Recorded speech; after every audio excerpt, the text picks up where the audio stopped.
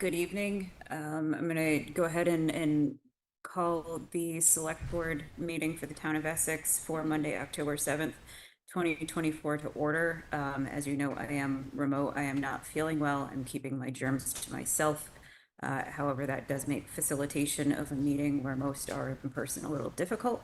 So at this point, I'm going to hand over the chairing of the meeting to Andy, as I believe he can do a better job in person than I can here on your screen. All right, thanks, Tracy. Hopefully I remember how to do this.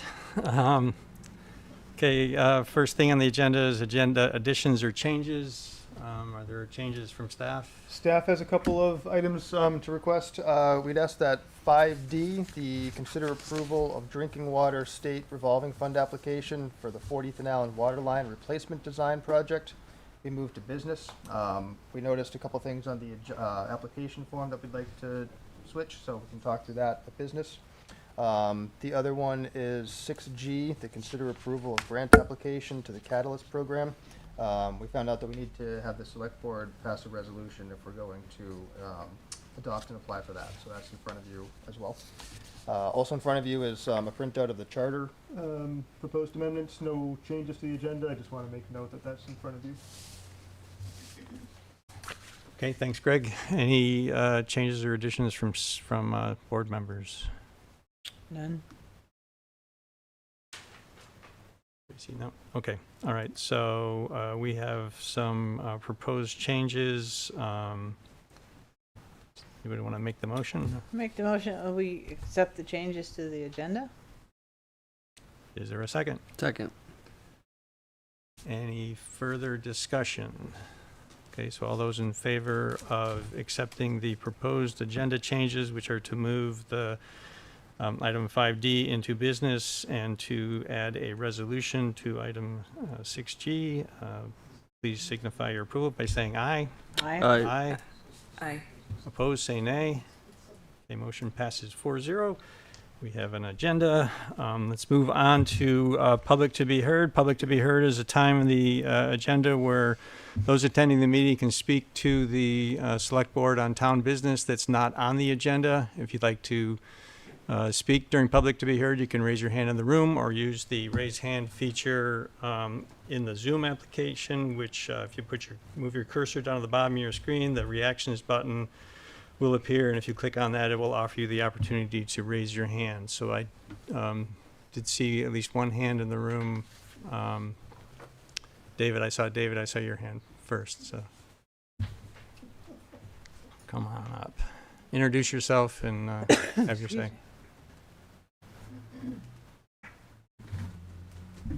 My name is David Scopin, and I live at 11 Skyline Drive. And this evening I speak as a concerned citizen, a resident of town of Essex. And I want to first thank Greg for including in the select board's file, I believe, what I really wish to discuss, which is a TED Talk. It's an 18-minute TED Talk, and it's titled "The Tipping Points of Climate Change." And hopefully everyone had an opportunity to view that. As I mentioned, it is 18 minutes. Anyone in the audience who would like to see that TED Talk in future could easily go to, what's that? Oh, gosh. YouTube. Go through YouTube, and the TED Talk would pop up by asking it to talk about the tipping points of climate change. And the reason I'm speaking about that is I feel the information is necessary for all citizens to know, all human beings on the planet to know, really. And it behooves me, especially in light of what we're seeing in places like Montpelier, St. Johnsbury, the recent Helena, and we have one in the pipeline. This is very serious, and as you'll learn from the TED Talk, it's something that the window is gradually closing on taking action, and the risks are. I mean, I don't think I have to waste your time talking about the risks. Actually, we're in a place here in Vermont, as is St. Johnsbury, that can expect on occasion, and one never knows about the weather, when it'll come, very heavy rains that will come very quickly. Now, we may not get 20 or 30 inches like the folks up in the North Carolina received, but it's going to be something that we will have to be prepared for, and it will undoubtedly cause considerable damage. One of the things that's pointed out in the TED Talk is we're seeing accelerating warming. It's been warming for quite some time now. Certainly, probably throughout my entire lifetime, but it's accelerated. The TED Talk also points out the fact that the financial costs are going up. I'm sure everyone's aware of what FEMA is facing, and it's unfortunately only going to get worse. So with that, the next time I'm available, I would like to talk about buffering and tipping points, but does anyone have any questions? Anyone that's viewed the talk, do you have any questions for me? I haven't had a chance to watch it myself yet.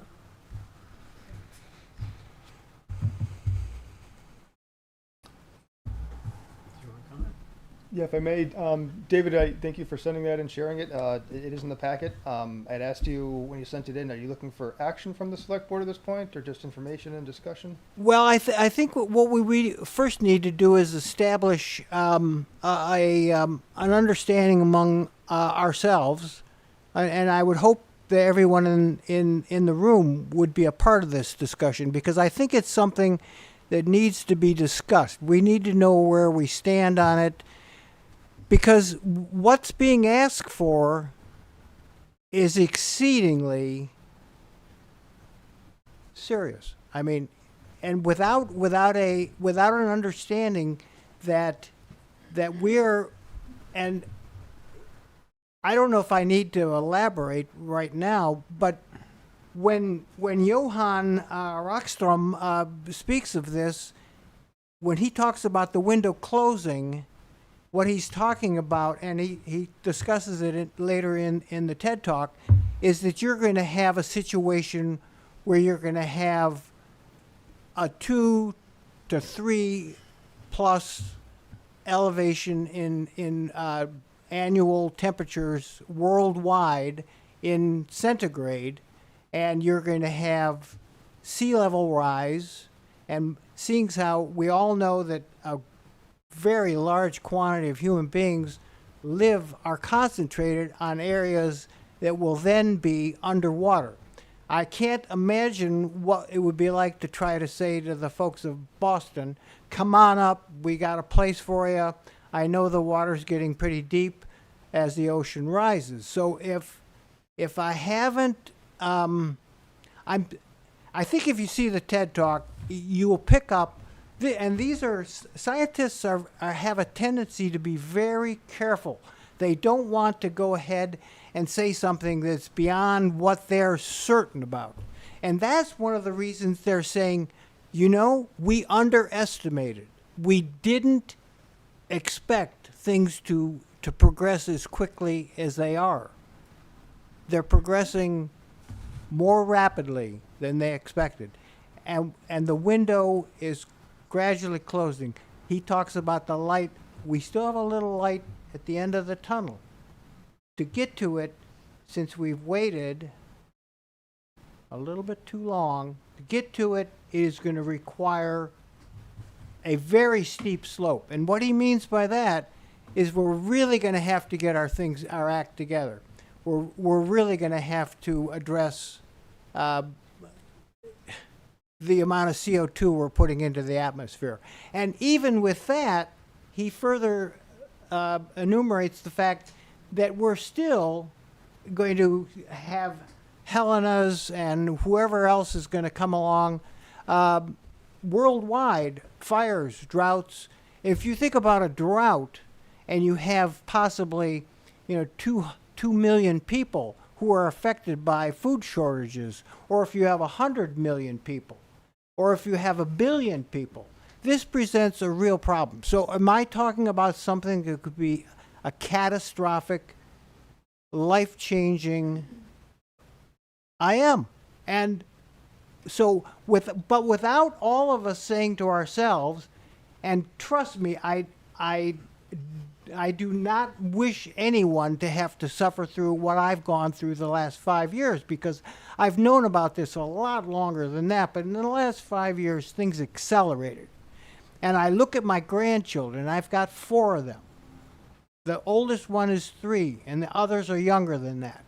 And I know what they're up against, even if I could wave a magic wand and this country would say, yes, we are a world leader and we're going to show you the way. Or if this state could do that, or if this community could do that. And that's why I'm here. Because I think even though we're a small community by comparison to London or Tokyo, what would it matter? Well, it would matter because you would have this one spark, this one glimmer of hope, and it could accelerate. But without that, I don't want to have to say to my children and my grandchildren, please accept my apology. I was rolling drunk on petroleum. I just don't want to have to say that. So I want to be able to leave this earth, which unfortunately is coming up on me more rapidly than I expected. I don't want to say, well, I did what I could. I have to do more. And so I'm in it with you, and we're all in it together. And I'm not leaving. I'm not going anywhere. I'll see you in 2 weeks, even if it has to be a Zoom from wherever I'll be in South Carolina or whatever. And we're going to work together, and we're going to make progress. And we're going to accept the fact that we're in a tough spot, but we're not going to just say, well, why bother? We're going to do what we can. Are there any questions, comments? Eventually, we're going to enter into dialogue, whether we like it or not. We're going to enter into dialogue, so prepare for that, however it's necessary to do. But we're going to have to talk about it. Thank you for sharing that talk with us. That was very interesting. Then undoubtedly you saw it. Pretty sober. Yes. And Will Dodge was here at our last meeting talking about adding climate change to the mission of the Energy Committee as well. And I don't know if I assume you're Well, aware of actually, that? I've resigned my position. Oh, you did? Okay. I've resigned my position because I'm taking up a new hat, and that is that I'm going to work with you all. I'm going to work with the Planning Commission, and we're going to make changes. We're going to look at things knowing what needs to be done, feeling it at our core. This needs to be done. This fellow is not. Unfortunately, he's right. He is correct, and we're seeing it. I mean, I was reading about what's going on in North Carolina, and having worked in a hospital, one of the manufacturers, one of the ones that produces enough IV equipment, and they shut their plant down. If I walked into the ICU 20 years ago or whenever I was there, and they said, well, we're running low on IV equipment. You're what? I've got patients. So this is where we're at now. And we're gonna probably find a way through it with Baxter shutting their plant down, but we're up against the wall, and it's time for us to say, accept reality, and it's time to move boldly and briskly forward. So with that, I thank you very much, and I'm going to hop on my bike and go to dinner. All right. Thank you, David. Y'all take care. But I will be back because we're in it together. It's not going away. So thank you very much for your time. Yep, thank you. And thank you for putting up with. Okay, the next hand I saw was Dennis Bergeron online. Dennis, you want to speak now? Yes, Introduce good yourself. evening. Thank you, Andy. My concern is the liability that's just waiting to happen against the town of Essex. Back in July, I contacted the town manager by email about the inoperative crossing lights that are at Sand Hill Road and Margaret Street.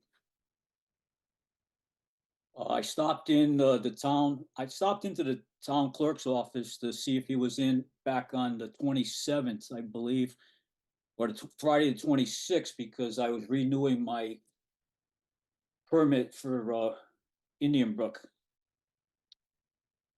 She gave me both Greg and Aaron email. So I shot out an email on Sunday. Greg got back to me on Monday. Thanks. He says, thanks for making me aware. Public Works believes the malfunction is either with the push buttons or batteries. Either way, they'll be fixing the sign soon. It's now October 7th, and I doubt very much they fixed it within the last 24 hours. And, you know, I got blown off last month. It's on I know we're not supposed to talk about stuff that's on the agenda. You guys looking to put another crossing walk on Route 15 in Perry Street. You can't maintain what you have now and you want to add another one. So the action I'm looking for right now is to determine when is this going to be fixed. Soon is not a proper answer. Seeing it's been 2 months since I got the word soon. Dennis, do you want to respond? I see Aaron. Sure, Dennis, I apologize. I just checked my email and I realized it's slipped off my radar. So I will follow up with Public Works and we will get on it. I apologize. That's my oversight. Yeah, but that, you know what I mean, that was the same thing that happened the last time, you know what I mean? You said it's supposed to be fixed soon. You know, this is why I brought it to the attention of the select board, because the select board hired you guys. You know what I mean? You know, you're talking $1 million suit here if somebody gets hit by a tractor trailer or whatever, stuff like that. Yeah, I use that walk almost every other day with my pedigree dogs, because we end up walking down to Thompson Street and, you know, to go into the pass in the woods and stuff like that. You know, I can see 30 days or whatever, stuff like that, but, you know, it's been going on for 2 months and it's been broken since the beginning of the spring, or probably sooner than that. So I just like to know, you know, I like to get an answer when this is going to be fixed. Well, Dennis, I can't give you a specific date, but thank you for making us aware of it. You can make sure it gets addressed. Yes, I will. Yes. Sorry for that. All right, thank you, Dennis. Thank you. Next hand I saw was Ken Signorello going up.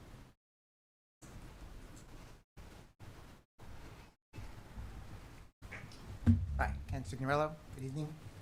I wasn't going to speak about, I was only going to speak about the calendar issue. Maybe I should just simply ask, are you aware that the calendar on the homepage of the website is not working well? You click on, like right now, if you're not persistent like I was, you would not be able to get to this meeting and the agenda. Are you aware of that? I was able to click on it when I sat down here and got to it with no problem. I have it right in so front of me. I don't know. Go to the homepage, I click on 7, there's nothing there on the calendar. At the moment, nothing happens. You click view all items, another calendar appears. Still on the 7th, nothing. But there's other dates that have something. Click on those, and then the calendar refreshes, and then there's something on the 7th. So you may want to check that out. Thank you for making us aware. We do have a new website design that rolled out. It might be could be right. working out some kinks, so I will happily pass that on and try to get it fixed. I listened to David, and I just want to read one little item from the town plan, which we've approved, as you know. Energy was a topic in the town plan.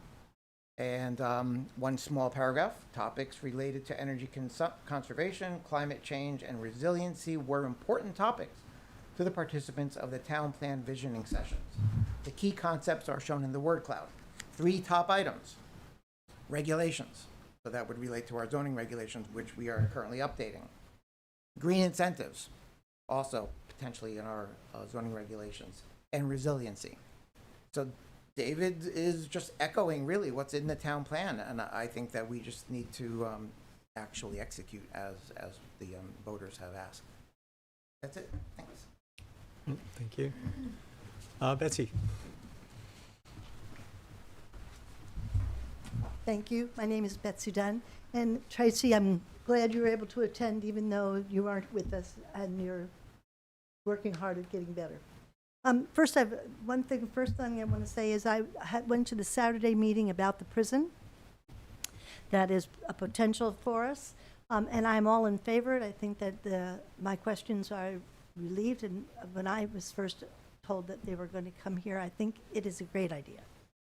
Second thing I want to say is I was looking through the job postings and everything and positions available, and the Economic Development Committee seems to have a lot of room for new people. And when I was told the time of day that they meet during the day in the morning.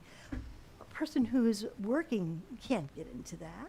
I don't understand why that's not more of an evening meeting like we all have. We need economic work, and we need people looking at what's going on in the town and how to approach people to get here and start business. The third thing that is my pressing one is, I went to the presentation on October 3rd at the middle school about the new Upper Main. And they were talking about the parcel that's closest to the mobile station in that it had a wetland there. Well, not a little wetland, it's a third of the parcel of that wetland. And my concern is, I just recently have had access in talking with the wetland coordinator about a simple movement change on a trail so that we could put maybe a boardwalk or a bridge over an area, 2 areas. And she was saying, you know, you have to be very careful if it's a wetland too. Well, this looks like it potentially is a wetland too, not a wetland 3 or 4. And how much can we do with boardwalks around that site? Have we spoken with the wetland coordinator about that? Have we? So an extensive work was done understanding what that land is like? No, I asked, did we talk to the wetland coordinator? That's either a yes or a no. I don't know the answer. I don't know who the wetland coordinator is. Her name is Tina Heath, but I would assume she would talk to you all, one of you 4, or all of you 4. Betsy, we've identified, we know the wetland is there. We're not planning to develop on that portion of the site. There is talk, and we have talked about, I think that the steering committee, they might have done it on October 3rd, but the talk of having like a recreational trail back there. At this You may point, not it's- be at able this to point, do it's it just- because of the At this point, size it's of just the a wetland. concept, and we haven't actually gotten to the point of having to go to the wetlands coordinator to talk about actually putting a trail into place yet. Well, you may not even be able to get a permit to do it. And I feel that's like true. due diligence was not done on that property. That's what I'm feeling about it when I just heard about that. Yes. It was spoken up about by myself several times, and there was no public. So- It was in the packet. Nobody from the public made it an issue. Well, I've been in Boston a lot with my granddaughter, and she's got leukemia, so I'm sorry I didn't know. But I did pay attention. But I'm saying that this is not good. Okay? Thank you, Betsy. Yes, Mary, go ahead. Mary Post, 1 Cindy Lane, and I don't want to come here and complain. I mean, I really don't. But I hear all these things that are going on, and I just feel like we maybe all need to step back and take a good look at what's happening in this town or what's not happening. And listening to everybody speak, I was reminded of that definition of insanity by supposedly Einstein, but it wasn't, where if you keep doing things in the same way, insanity is when you keep doing things the same way and expect a different outcome. You know, and I think we need to step back and start really looking at things differently. So I'm here to talk about just quickly, I'm here because you're going to be doing interviews for people to be on committees and or commissions, whatever they all are. And I think when it comes to the Planning Commission and the Design Review Board, we should not have one person on both. I think we need to have checks and balances. And that's only going to happen if we have two full committees that can have discussions with each other. So that's number one. Number two, I believe that for any of our committees and commissions, it would be best for all of us if we had term limits. And I know we don't have any kind of rules about that now, but you could begin it now when you vote who's going to be on committees. And some people have been on for a long time and they've really given of themselves, and I appreciate that. But we need, I believe, to have fresh ideas, new perspectives, a new way of looking at things. And we're not getting that in all of these committees at all. And I think it's hard for both the people that have been on for a long time and for those of us that have to live with those people for a long time, because, you know, we're getting on their case, they're getting on our case, and that could all be alleviated if you were only going to be on for, like, say, 6 years, and then that's it. And you get in some fresh, some fresh perspective. And then since these people that are on these committees aren't elected, we can't go to the polls and say, I don't like what's happened with you being on here, and I'm not going to vote for you. So again, another reason why I think it would be good to start limiting the terms of people for their sake and for our sake. And then I would like to have, make sure that all of our committees are run very professionally. And from things that I hear, it's not always that way. But I think especially the latest example I can give, and I couldn't be there. Well, I've got two examples. Number one, we've had complaints and complaints and complaints over the years. Mary, are you going to talk about specific situations? I would prefer that you not do that in a public forum. If you've got a complaint about a specific individual or a specific meeting, not an that you individual. can share that. I'm saying the complaint is by a lot of our citizens who are unhappy with the increased truck traffic and all the noise. And I was disappointed that there was no one else at the documentary yesterday about noise. And it's an excellent documentary, and it gets into all the things of how even it's a medical problem for people. So this is an issue that has come up a lot by citizens in the town because of all the increased truck traffic and things like that. And so I think that, that should be listened to. And then getting back to the professional meeting, having professional meetings. When we had I wasn't there, but when we had the very first meeting between the state of Vermont and the town of Essex about the women's prison, it was put on the agenda. And my understanding is that a lot of people went because they had questions and they wanted to talk about it, but they were not allowed to.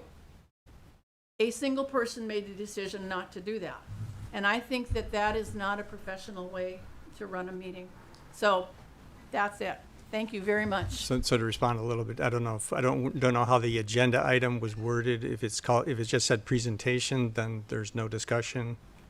The agenda item should say discussion if there's going to be discussion. Yeah, I don't know how I don't know how how it was either. But I just think that some of that stuff could be more clear. But again, step back and see how can we make things better. Okay? All right. Thank you, Thank Mary. you. Yep. Okay. Anyone else for public to be heard? Okay. I don't see any hands, so let's move on to consent. Mr. Chairman, I make the motion, we accept the consent agenda.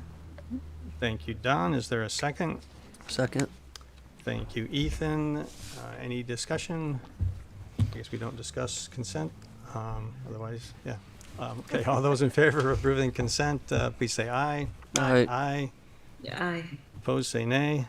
Okay, motion passes 4-0. Let's move on to our first business item, which is interviews and possible appointment of volunteers to serve on the Development and Review Board. Ian, come on up. Introduce yourself. Let us know why you're interested in joining the DRB. Good evening. Ian Carroll. Tough act to follow, so I'll do my best here. So I'm on the Planning Commission currently, and I'm interested in the idea of joining the DRB as well. I'm also on a current member of the ZBA, and knowing that the ZBA is going away, my interest is piqued to also join the DRB. My goal for that is twofold. I've come before you a couple of times now to join the ZBA and then to join PC. And my main focus really is trying to help the town forge a new identity now that we're in this brave new world that we're in.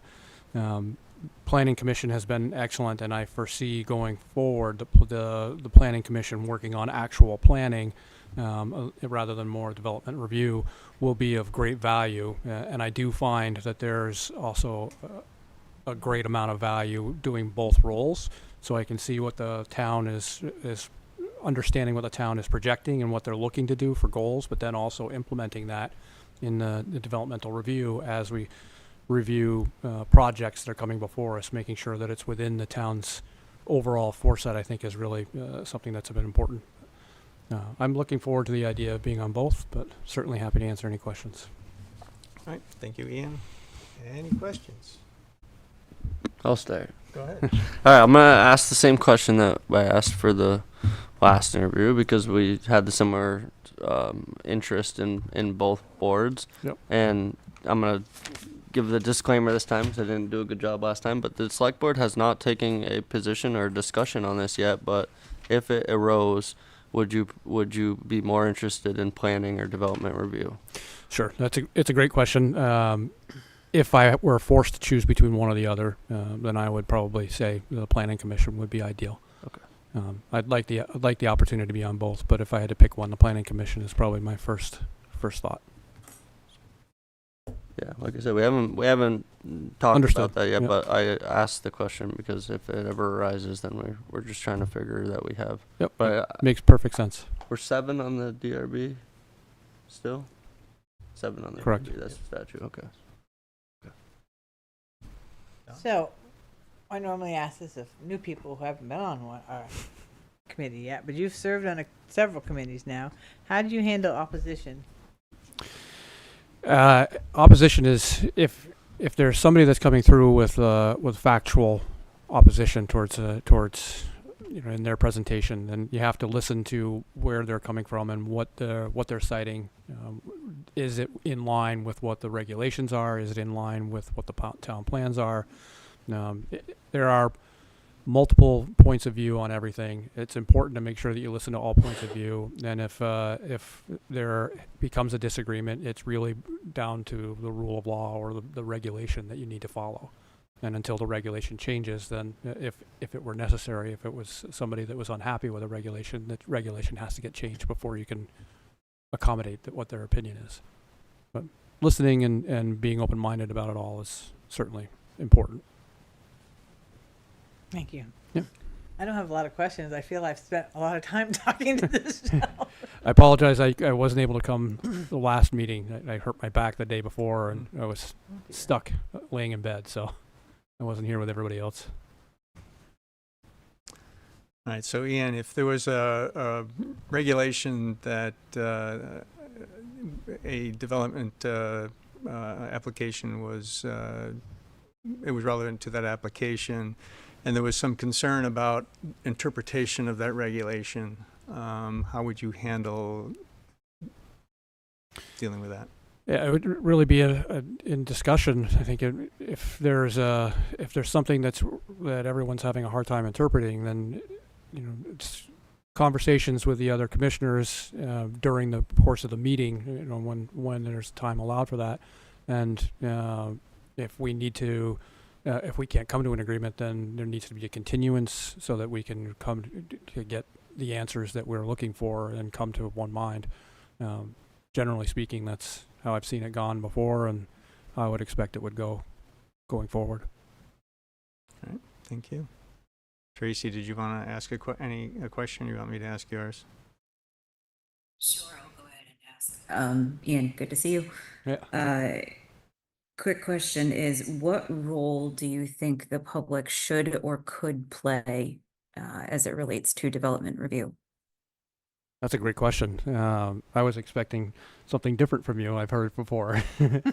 So, and I'm sorry you're not feeling well. But to answer the question, I think the public is of vital importance in the developmental review. Whenever it's open, something that's open to the public to speak on, I think it's imperative that they come and let us know. They're really the ones. It's the public that's giving us the whole premise about what we're trying to do and what we're trying to accomplish. I especially find that in both boards, but the public should be welcome in voicing their concerns. And if the application that's before us is within the regulations that we have at the time, then that's the regulation that we have at the time. If there are concerns from the public that are outside of that, then I would refer them to the Planning Commission to work on changing those regulations.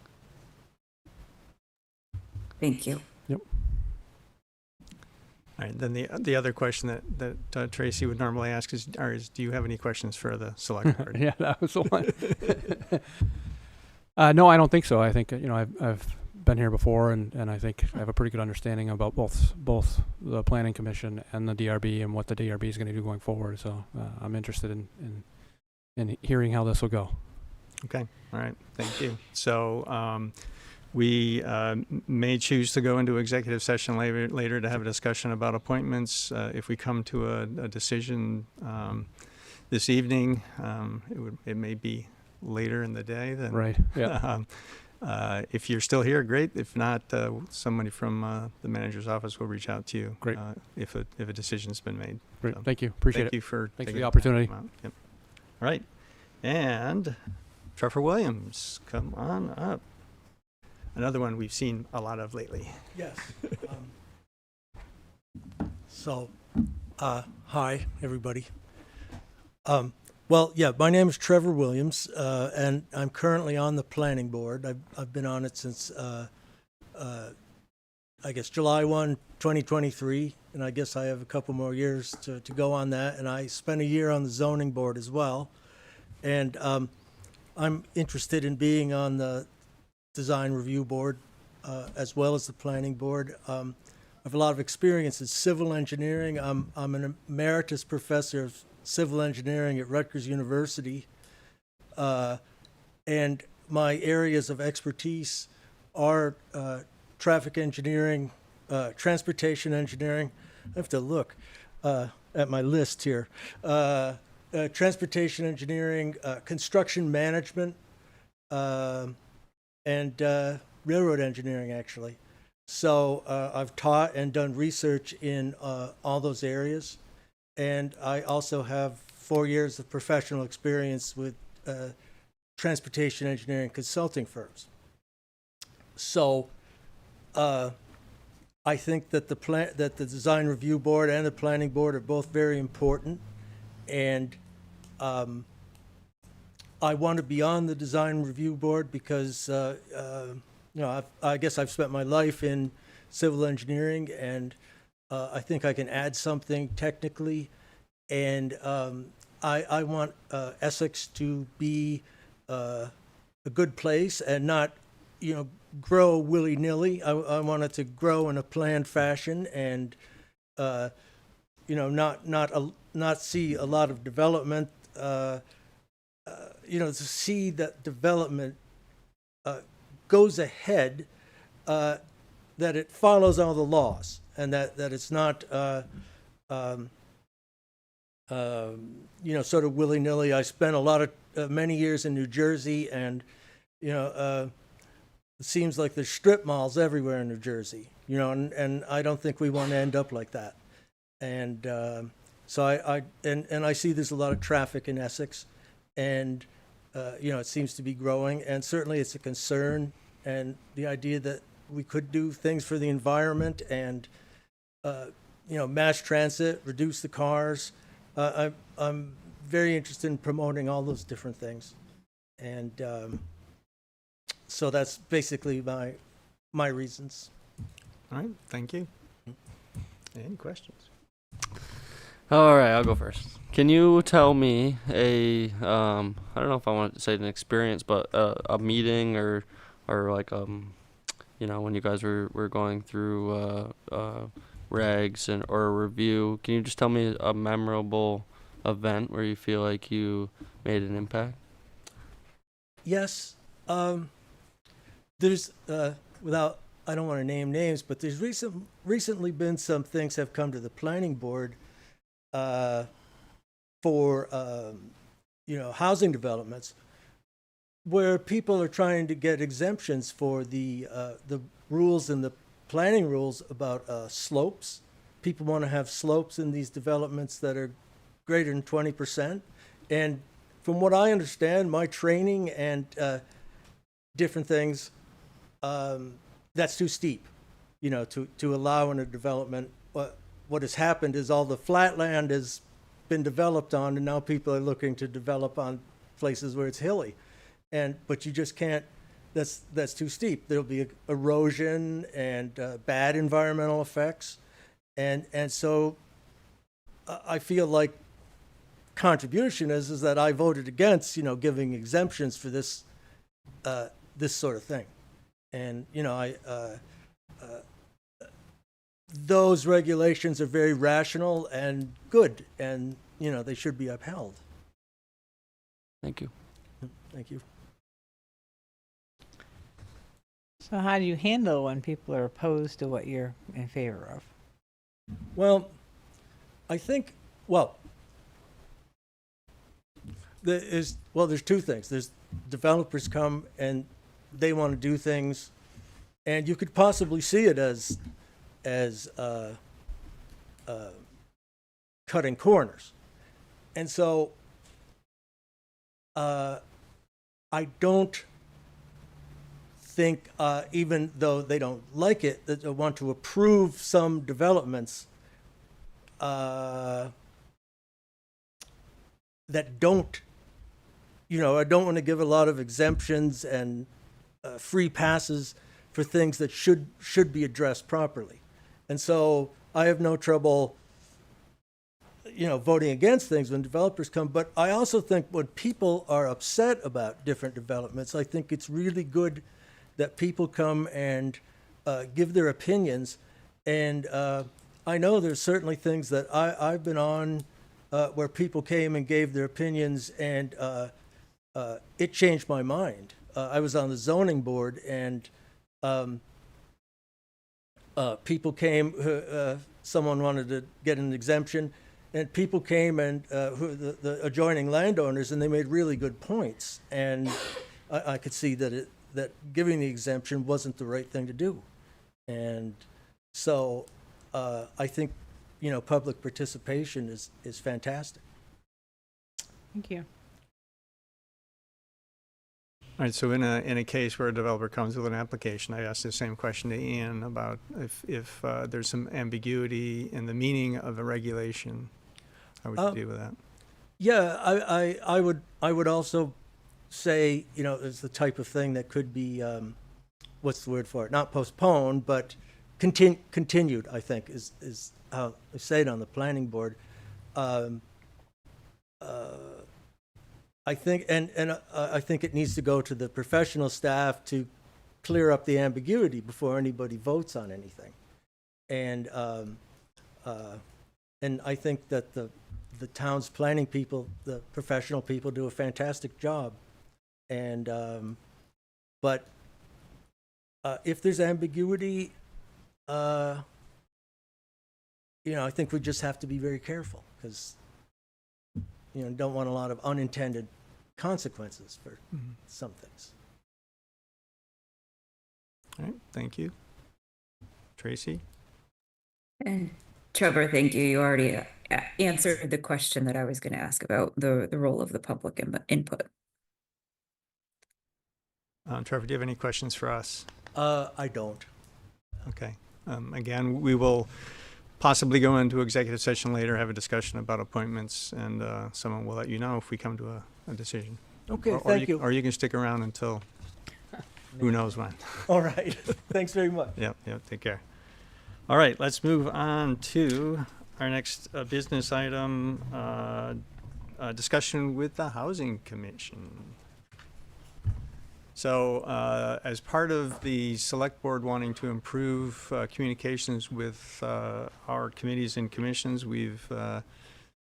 this is the beginning of the season where we invite committees and commission to send representatives to us to talk about what they're up to. And I think you have a list of the things we'd like to hear about, especially if you have any requests for budget items, since budget season's coming up.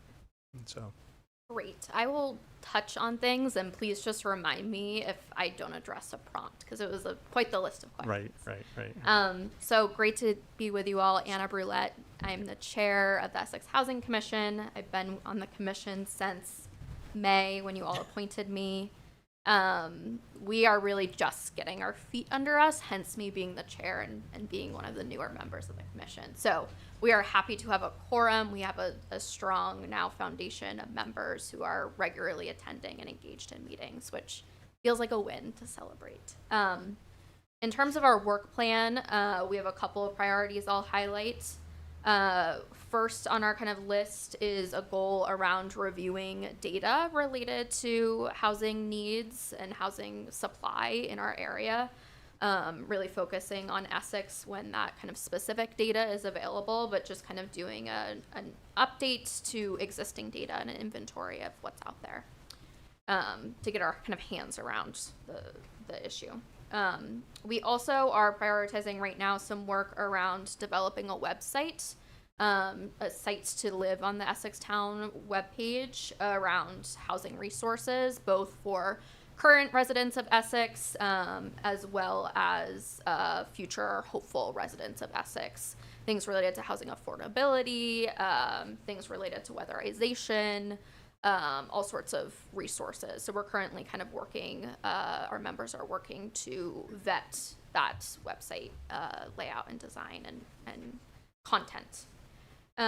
We also are working on kind of establishing some relationships. I joined last week the Chittenden County Regional Planning meeting. They're hosting other housing commissions from Chittenden County and kind of supporting that kind of technical assistance group.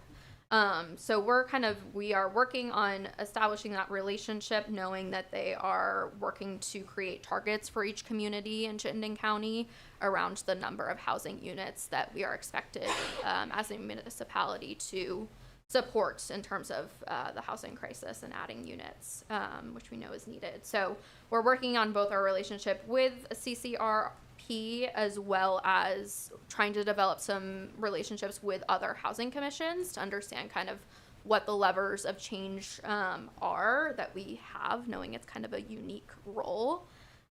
So that is definitely in the works for this year. We also submitted our first kind of public comments on a development proposal in the past couple of months, and see our role as adding another kind of lens of review for proposals, particularly around kind of the mix or diversity of housing that is needed in our community. One thing I also see us potentially working on in the next year is CVOEO is releasing an RFP soon for housing commissions. I think it's a small grant, $500 to $1,000, with the goal of kind of housing commissions serving the role of public education around the housing crisis, and again, our role as communities to play a part. And I think sort of with the idea of preventing or counteracting NIMBYism and those sort of challenges. So yeah, those are the key things I wanted to highlight in terms of our work plan. In terms of a budget request, it's on our agenda to discuss that tomorrow, so I may follow up with you all in writing. I anticipate that we will make a quite small budget request. We have some interest in increasing kind of our housing expertise as a commission. We are, for the most part, professionals that dabble in other areas, and housing is like a pastime for us as members of the Housing Commission. So there's a statewide housing conference next month that like the fee for that for a couple of members might be the type of thing that you could anticipate a budget request from us on in the future. So that was one additional thing I wanted to mention. But I welcome any other prompts or questions you have for me. All right, great, thank you. Any questions? I'm good. It's the other questions were what's working well on your board and what can you improve?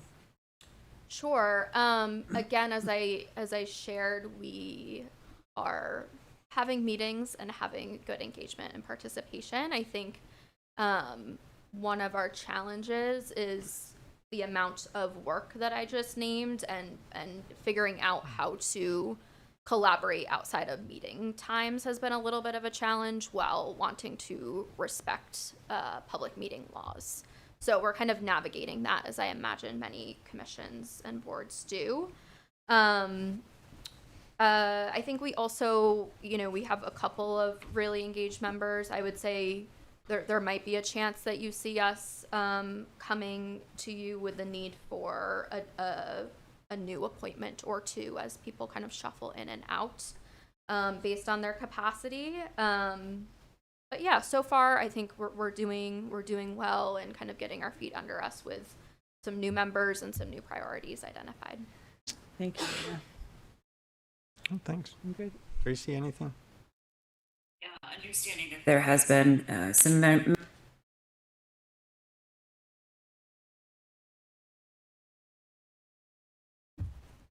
She muted. Tracy, you muted. Oh, I must have double clicked instead of single clicked. Sorry.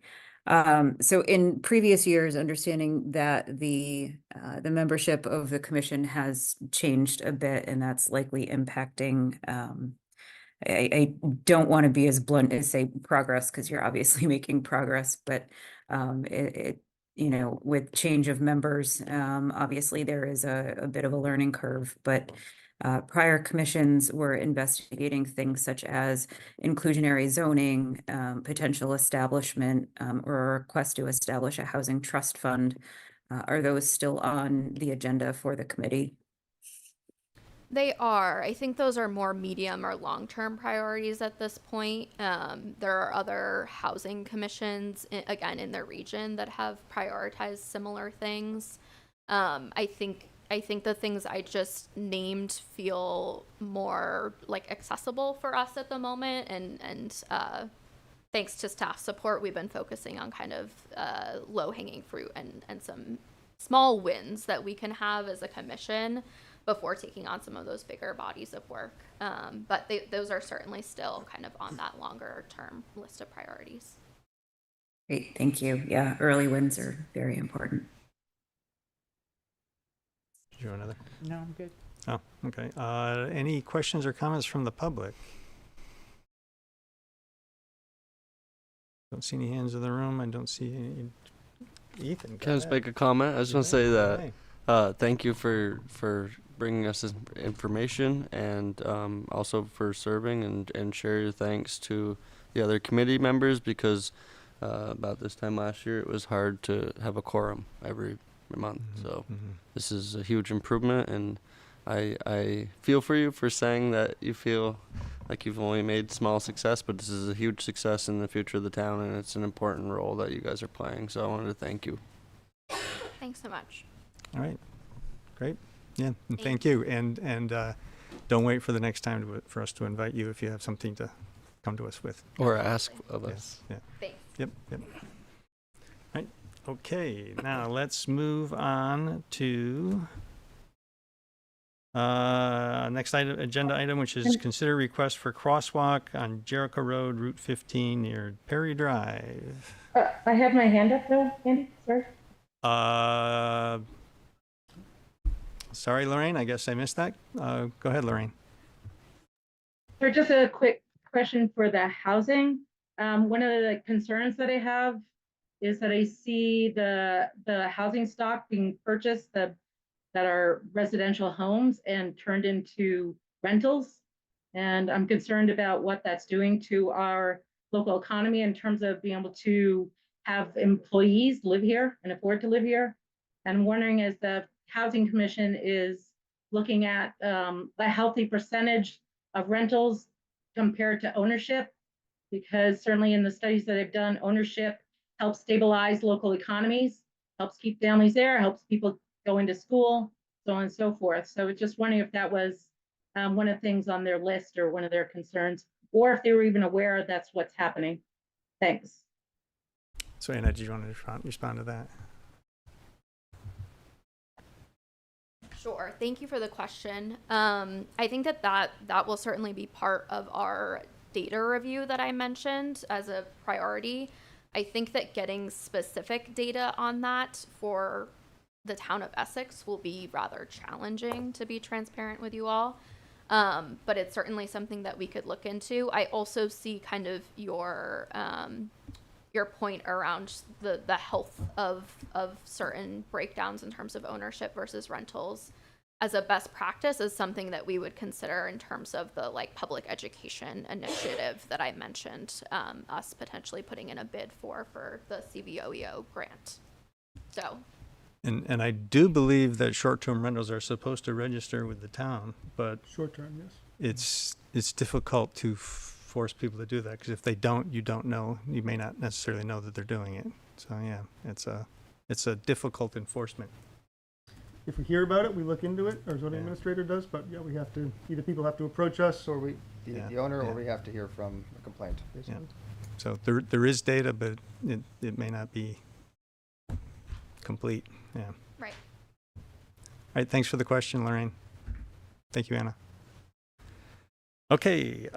Moving on to the crosswalk request. Who do we have for that? A couple of young men. Come on up. Introduce yourselves. I'm Matthew Millette, and this is my friend Noah Tatro. We would like a crosswalk on Route 15 for a safe way to get to school and from school, and like our friends to come have like play dates.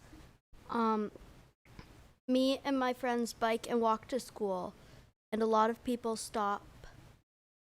don't stop, and like they slow down like they're gonna stop, but then they're like late for work and they don't want to miss work, so they go, and we think they're gonna stop, so we're getting ready, and they just don't stop, so we like have to like put our brakes on and stop crossing the road, and it's like really hard for us to know. And next year my sister will be like crossing the road, and we can't trust her as much because we're moving to middle school, so, and they're different times, so we need people to like help her cross the road and help her be safe. And I'm Noah Tatro, wanting the same thing. We want a safe way to cross because we are always guessing when to go, and we might not always be right. An example of a bad cross is me and Matthew were ready to cross, and Matthew's sister wasn't, so the car had to slam on their brakes, even though they could have just stopped, but not a lot of people stopped because they're late for work. We also handed out flyers to lots of people, and they were busy, but they told us it was a great idea. So like a lot of people agree with our stuff that there should be a crosswalk there. All right. Thank you. Any This is the most different. This is awesome. You guys are wonderful. Thank you Yeah, for speaking yeah. up. any other comments or questions from board members? I just wanted to thank you guys for bringing it to our attention and having the courage to come in front of all these people and talk to us. And so Route 15 is a state highway, and so the town, we can't put a crosswalk there without permission of the state of Vermont. And so I think what we will likely do here in a few moments is make a request to have staff contact the state of Vermont, and then they will make the decision whether or not it's an appropriate place to put a crosswalk. Mm-hmm. So I covered that. You did, yes. Can And I ask a question? And I know The sidewalk ends right there where you cross over to Perry Drive. There's no more sidewalk any further. Is that correct? Yeah. Not across to Perry Drive, but Perry Drive is just a one-way road. Right. But the sidewalk does. Yeah, so it's on one side of the street before Perry Drive, it's on the other side of 15 Oh, then it after go, Perry okay, Drive. so they it have to cross it. The Okay. sidewalk actually Okay. crosses the street there. Or Okay. it ends on one end side and continues on the other, and so Okay. there probably should be a crosswalk there, Yeah. given that one sidewalk ends, the other one starts. Yep, that at makes point. sense. Yeah, yeah. Thank you. Thank you. So, I see a hand up from the public. We're gonna open this up to public comment, and so, online, Vera, did you have a comment? I do. Can you hear me? Sorry, I got my family here too.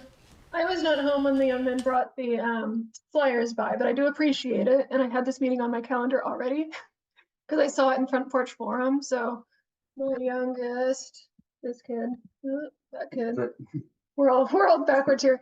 I cross with my 6th grader because, like they said, you can't always trust kids to make the right choice. It could be the last choice they ever make if they miscalculate traffic.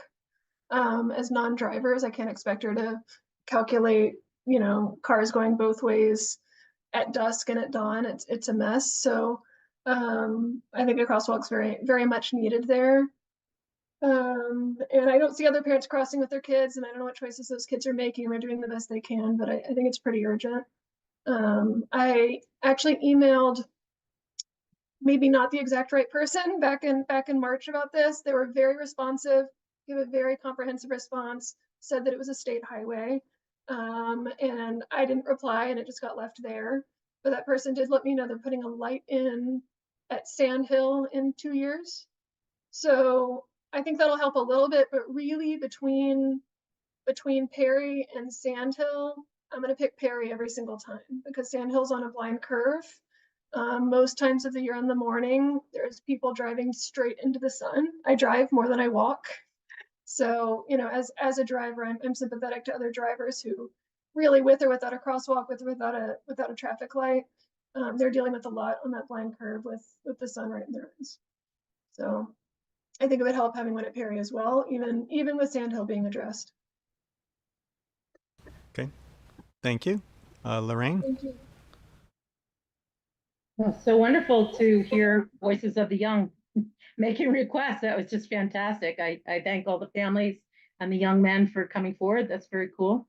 It kind of reminds me of when we were going through the busing for the school children between Essex Junction and the difference between the town.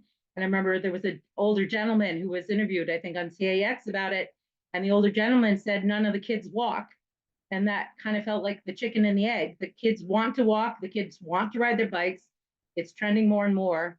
And Route 15 is a hazard, and it scares the crap out of me when I see the kids walking along that area. It's just very consistent. Someone is going to get killed. I know someone that was certainly killed up further up on a child. My classmate's grandchild was killed up further. You can see the flowers on the road. Same thing, she was 8, I think, when she crossed. So I think that more and more, and that's part of dealing with transportation and planning and why we need to really, as often as we can, slow that traffic down and make it safe for the people who want to walk and want to ride bikes, because they're just as important as the cars. And it's what we want to trend toward and not away from. So I really appreciate that being on the agenda. I really appreciate the families speaking up. It's something that we've wanted since I walked my nephew when he was in kindergarten. He's now 23. And also that Sand Hill light has been coming for years. Hopefully this time it actually comes, but that's not something I would bank on. So thank you guys for standing up and actually that you're going to reach out to V-Trans. Much appreciated. Thanks. All right, thanks, Lorraine. Any other comments? Any other board comments? Ready? I'd like to make a motion. So the motion that's recommended doesn't mention Perry Drive. Did we want to? It's worth mentioning, yeah. Okay, okay. So let me start and then you can put it in. So I make the motion, sorry, that the select board ask staff to ask the Vermont Agency of Transportation to conduct an engineering and pedestrian safety study on a section of Vermont Route 15 and Jericho Road to include Perry Drive to investigate the feasibility of installing a pedestrian crossing. That work? Thank you. Second. Thank you, Tracy. Does that motion work for you? Works for me, Aaron? Okay. Any further discussion?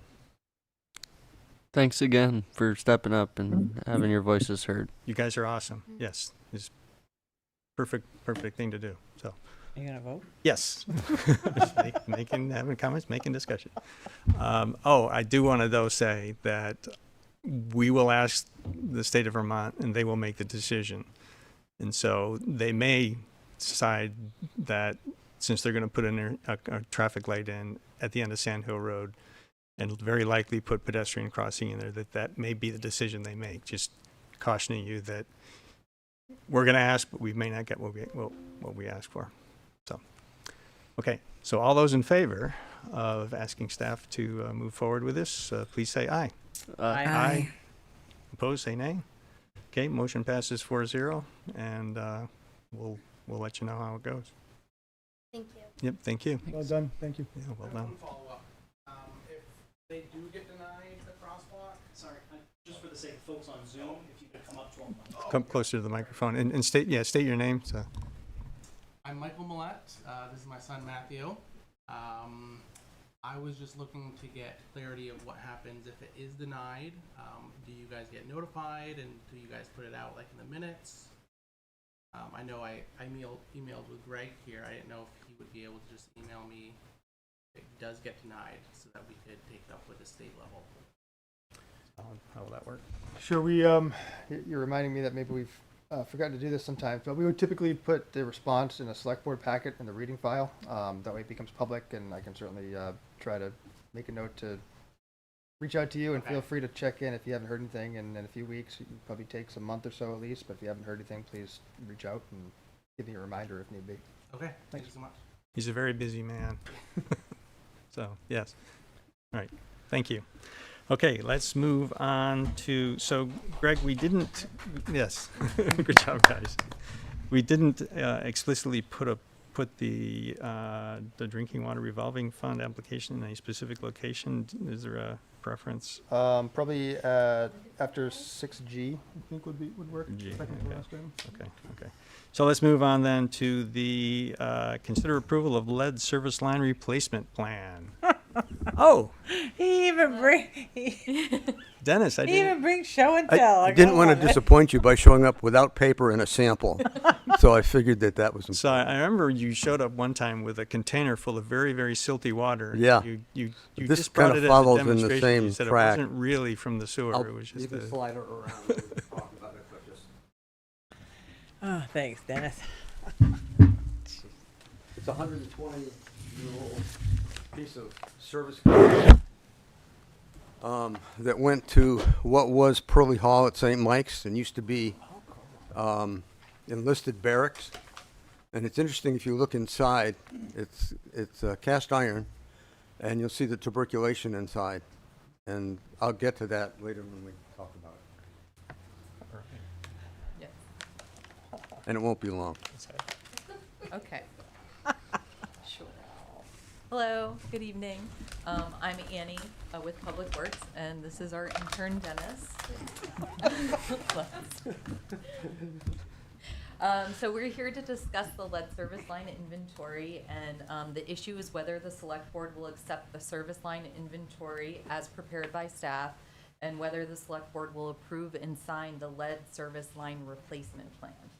Under the federal lead and copper rule, the town is required to complete a lead copper service line inventory and develop a lead service line inventory replacement plan, which is due to the state October 16th. So this requires that every community water system must inventory all their service line connections, and water systems must develop a lead service line replacement plan if they have at least one lead or galvanized line requiring replacement, or if there are any lines that are of unknown material. So town staff has been working on the inventory since 2022, with Dennis taking the lead, so I'm going to have him talk a little bit more about the process in a second. A copy of the inventory is on the Town Public Works website. It was a large file, so we didn't want to put it in your already large packet. And the appendices include the methodology that describes how the inventory was conducted. And as I mentioned, Dennis is going to provide those details. So do you want to go into the details about the methodology? I'll make this quick, or as quick as I can. It was an interesting piece of work because I feel it's like forensic engineering. You can't see what's in the ground. You can see what's coming into the building, so you have to rely on records. And I'm a proponent of keeping the important written records, because without them, you would not have this inventory. There was pieces of this that fit together when we got all done, almost like a glove, but a lot of it was accidental. And for example, one of the key pieces was supplied to me by U.B. Norton from the Historical Society. He did a wonderful paper. If you haven't seen it, you ought to read it, about the history of the town center water system. He clued me into the fact that there were archives at UVM that covered the plans that were designed by a surveyor named Hoag back in the 50s for the center. And we had copies of the plans, copies of the specifications, copies of the first annual report of the water group. It was actually chartered by the state. The Village of Essex Center was an actual entity. And so there was those pieces of information that were stuck in there. We also found in that first report where they bought 2,000 feet of 3/4-inch copper pipe. And in the specifications, he required 2,000 feet of 3/4-inch copper pipe for service connections. So we had the tie from the group that formed it. We had the surveyor that provided the design specifications. We had the information relating to that, and we also we had plans, and we looked out and found actual installation sheets, only 3 of them, that showed copper service lines going to House X. That in itself tells us back in the 1950s, most of Essex Center and all of Essex Center essentially was built with copper service line connections. Later, some of them were plastic because plastic became acceptable later on in certain sizes. That opened up a whole lot of information for us. The big hole in the information was 40th and Allen. 40th and Allen was built in 1890. We have current records of where the lines are. We can go inside the buildings, but in a lot of cases, we have no idea what's in the street. We got lucky this year. Colchester, the four old St. Michael's College buildings were being turned into development, or were being developed by a developer in Colchester, and we required them years ago to replace those water lines when that occurred. They complied. So this was dug up and replaced with new lines to those buildings. But it gave us an example of what was in the ground. Wow. And if you can think that a lot of the older lines are 3/4-inch galvanized pipe, and if you looked at the tuberculation inside that grows inside in a lot of the older pipes, you can imagine that those 3/4-inch lines are not providing 3/4 inches of water surface. And it's very rough inside. And so EPA required, and I caught on this actually, I was working on it today to get a list, because once it's approved, we have to submit letters to the parties that are either unknown or have galvanized service lines requiring replacement. And even though we've done all this work, I had kind of ignored that one column in the Excel spreadsheet that listed those services with galvanized lines requiring replacement. So I've modified the plan, and we can give that to you, because there are actually, by number now, there's 149 unknowns in the fort. And almost all of those unknowns, actually not almost, all of those unknowns are what's from the water main to the curb stop or the valve. Because we could pick up from the valve to the building by what was found inside the building, when the town either installed meters or by visually knocking on doors, asking to go in the basement and looking at those services. And EPA has made the assumption that if it's 3/4-inch copper coming through the wall, that service connection out to that curb stop or valve is 3/4 inch copper. But we don't know in a lot of cases what's out to the main, and that's the unknown. So there's 149 of those. There are, of that 149, and they're all in the fort, 44 are galvanized requiring replacement. So one way or another, eventually, those 44 will have to be replaced with new service lines. Probably as we find more of the unknowns, and that's one of the things that we'll have to do. We've got 3 years to do that, the town does, to find what's in those lines, or they're going to be assumed to be lead and have to be replaced. There are some other areas we're going to explore over the next couple months. There may be records from the Corps of Engineers in 1890 in Albany, New York. We're going to try to see if that pans out. Doubtful, but maybe it's locked in some box under somebody's back cabinet somewhere. Maybe there's a set of files that show us what was actually built at those lines. Doubtful, but it's worth looking at. If we don't find that, then we're going to have to basically excavate and locate what's in the ground. Since a lot of those buildings are the same, and they're all built by the Army, we probably will not have to excavate each one. The town won't. Once you find a similar building and excavate and find that, EPA has accepted the fact, you can make the assumption that the other 5 buildings that are similar were built the same way. But it will cost money to excavate, and it will cost money to correct the ones that we find. The plan itself was changed today because in the numbers that you were originally given, it showed a smaller number of unknowns. I tabulated them up again today because I wanted to make sure that we actually had the locations of those unknowns so that when we send out the letters over the next 30 days, Annie and Aaron can actually get those letters out to the right people. And when I added those up, that was the new number. So we changed that, and I changed the date on the top of the lead service line replacement plan. It was dated earlier, and I dated it as of today's date, October 7th. Otherwise, the replacement plan in front of you is the same. Questions? All right, thanks, Dennis. Any questions? So originally you had 184 curb stops that had not been located. And so have they been located now, or is that just an ongoing part of this study? It's an ongoing priority. I think we're down to 149 now, something like that, in the mid-140s. Okay. There's probably 30 or 40 that I know the water and sewer crew have looked at for years to try and find. Short of digging up somebody's entire front yard, they're not going to be found. A lot of those are at the fort. Right. So we hope to locate those there.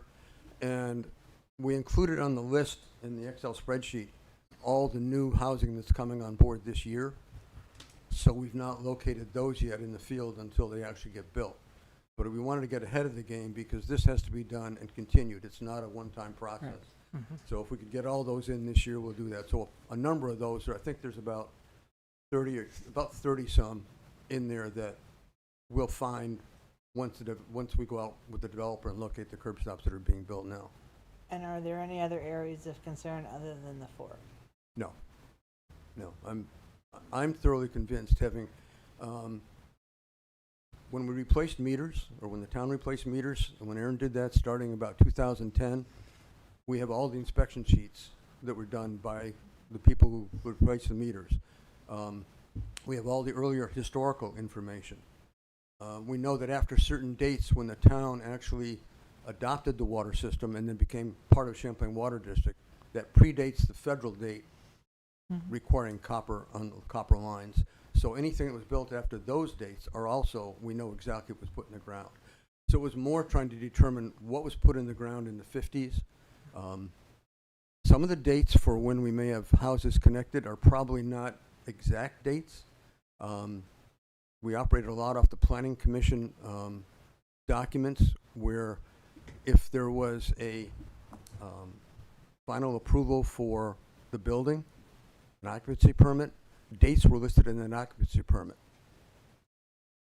It may be the occupancy permit was written on a Monday. They possibly moved in on a previous Wednesday. In the grand scheme of things, it's immaterial. But what we did is we used the written documentation we had and used those dates So if anyone asked a question, we could track it back to, okay, why did you choose that date? And it's part of that particular document. And we had some of the earlier ones that go between 50 and 60, 1950, 1960. We don't have the planning commission document, so we relied on the information we had on the housing. When was the house built? When was it part of that original Essex Center water system? Was it separate from that?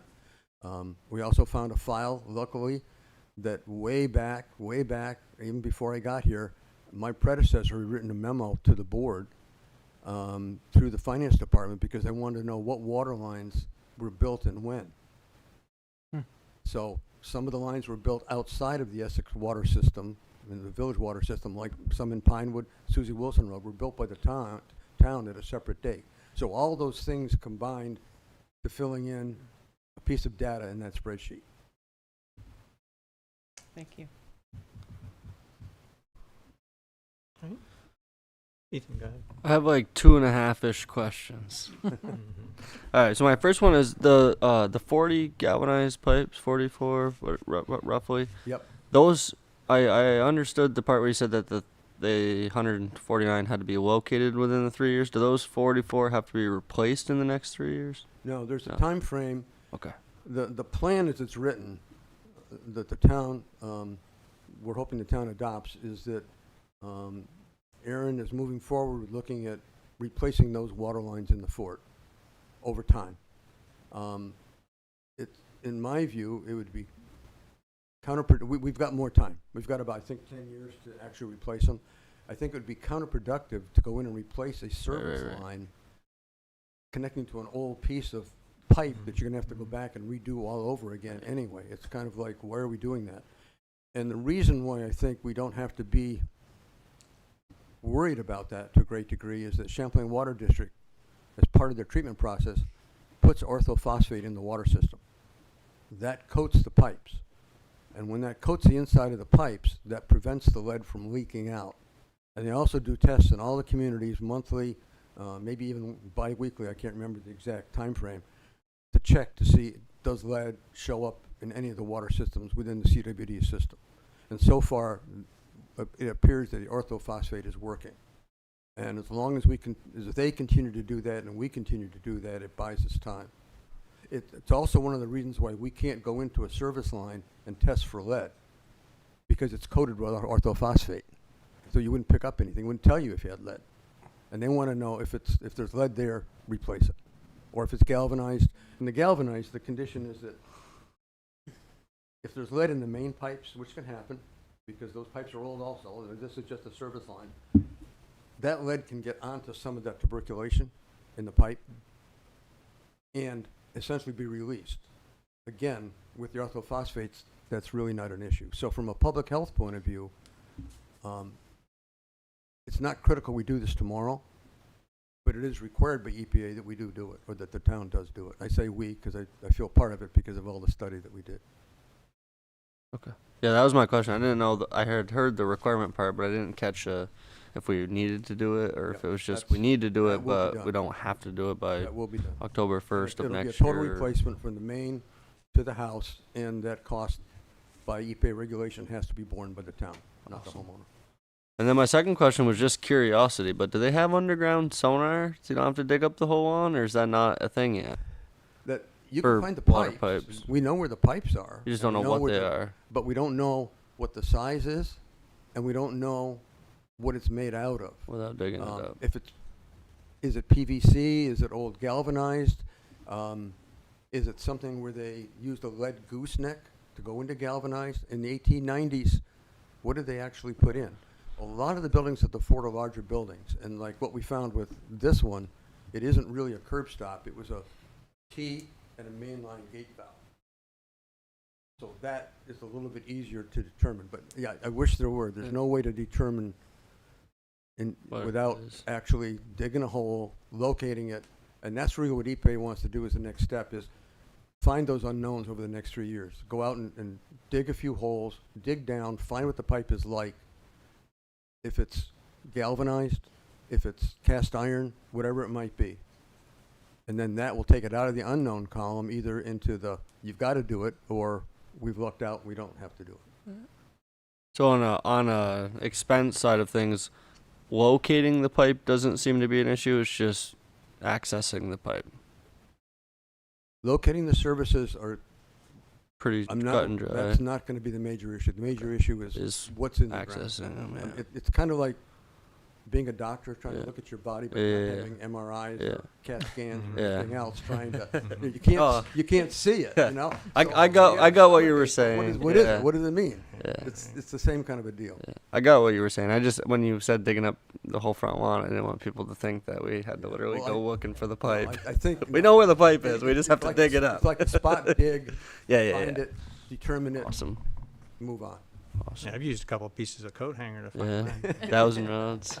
I gotta say. I point out. Some people point in, but whenever I find it, they always point out. I don't know why. Yeah. All right. Any other questions? Tracy, you got anything? No questions from me, no. Any questions or comments from the public?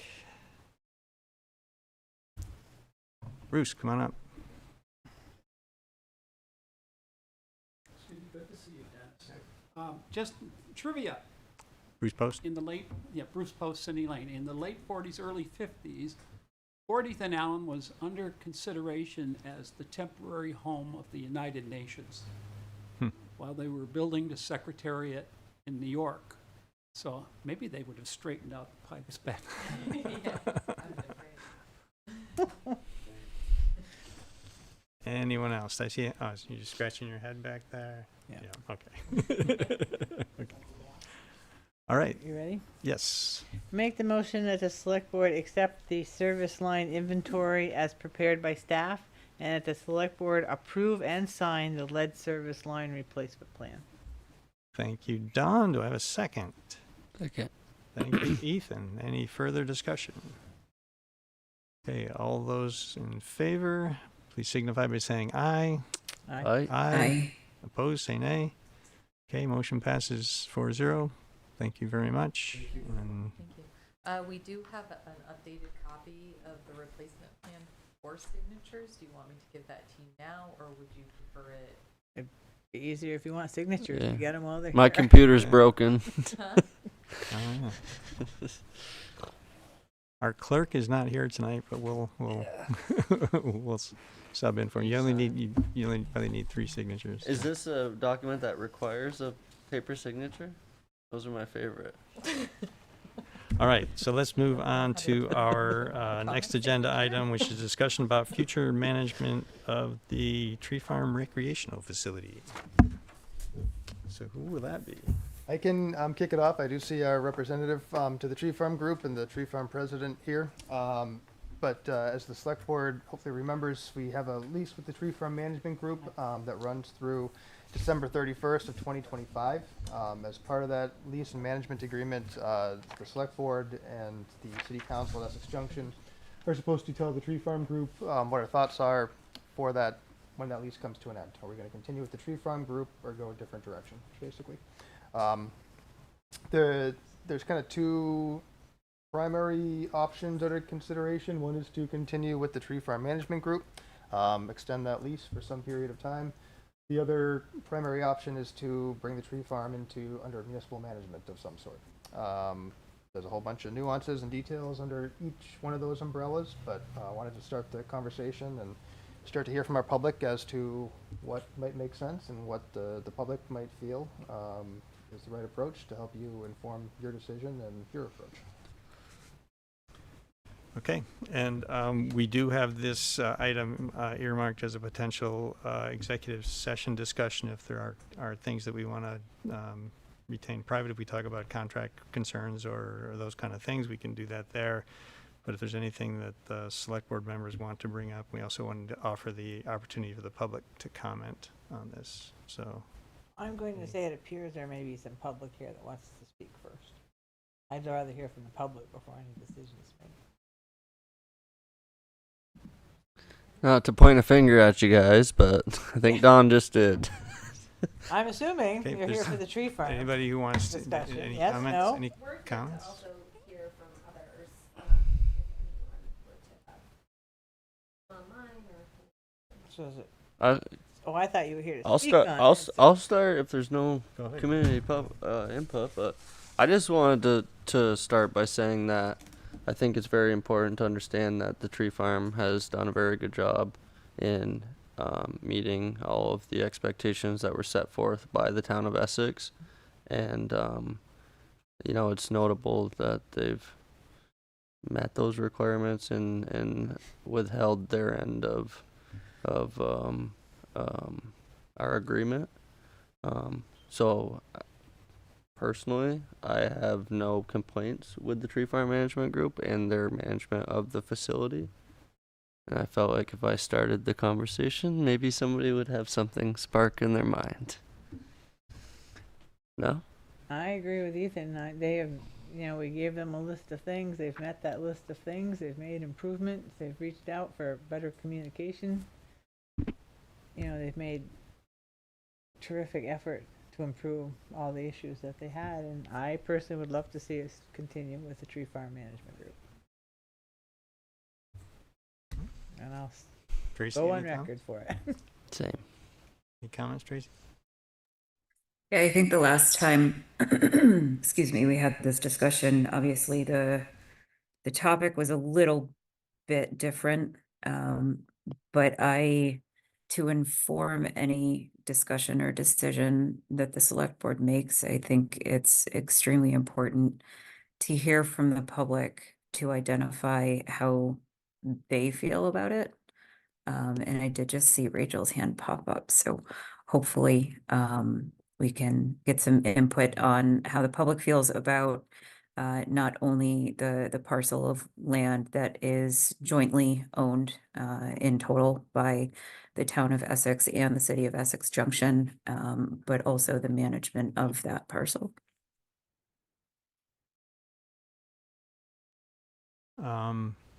Rachel, go ahead. Hi there. Thank you for that reminder, Tracy. I was just about to ask for a refresher if it was jointly owned. And I was just wondering, this might be a question / comment, that if so it's obviously a unique situation for the town, but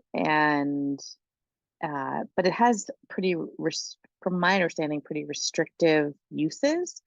And if the lease were to continue with the management company, is there room for improvement of that lease for uses so that there would be, you know, other sports that could utilize the land, you know, more, you know, essentially make it more of a park situation as well. You know, I know people like to run in there. It just, in my opinion, seems challenging for me to think about it as a piece of town and village land, you know, and not be able to have everyone be able to use it, to restrict it for only certain things. I think if you opened it up a little bit more, potentially it could also bring in more revenue, you know, or look at improvements like turf fields or putting a bubble or things like that that could bring revenue in for the town in terms of athletics and sports. That's all I have for tonight. All right, thanks, Rachel. Do you see a hand in the room, Ken?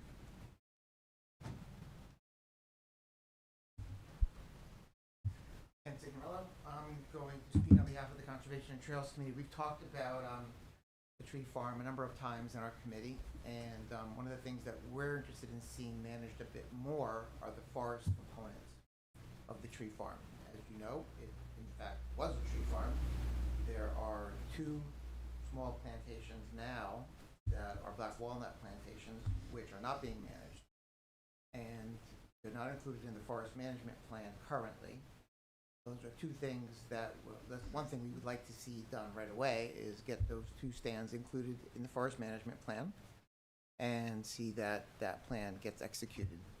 I have sent a copy of the plan off to the tree farm management group. They were not very aware of it, and I'm I'm hoping to see that a little bit more public or obvious management or some reporting of some sort might come out, 'cause we are not aware whether or not the Tree Farm Management Group is executing the current plan or improving it to include what, if you don't know, black walnut is the most valuable timber tree species we have in the state of Vermont.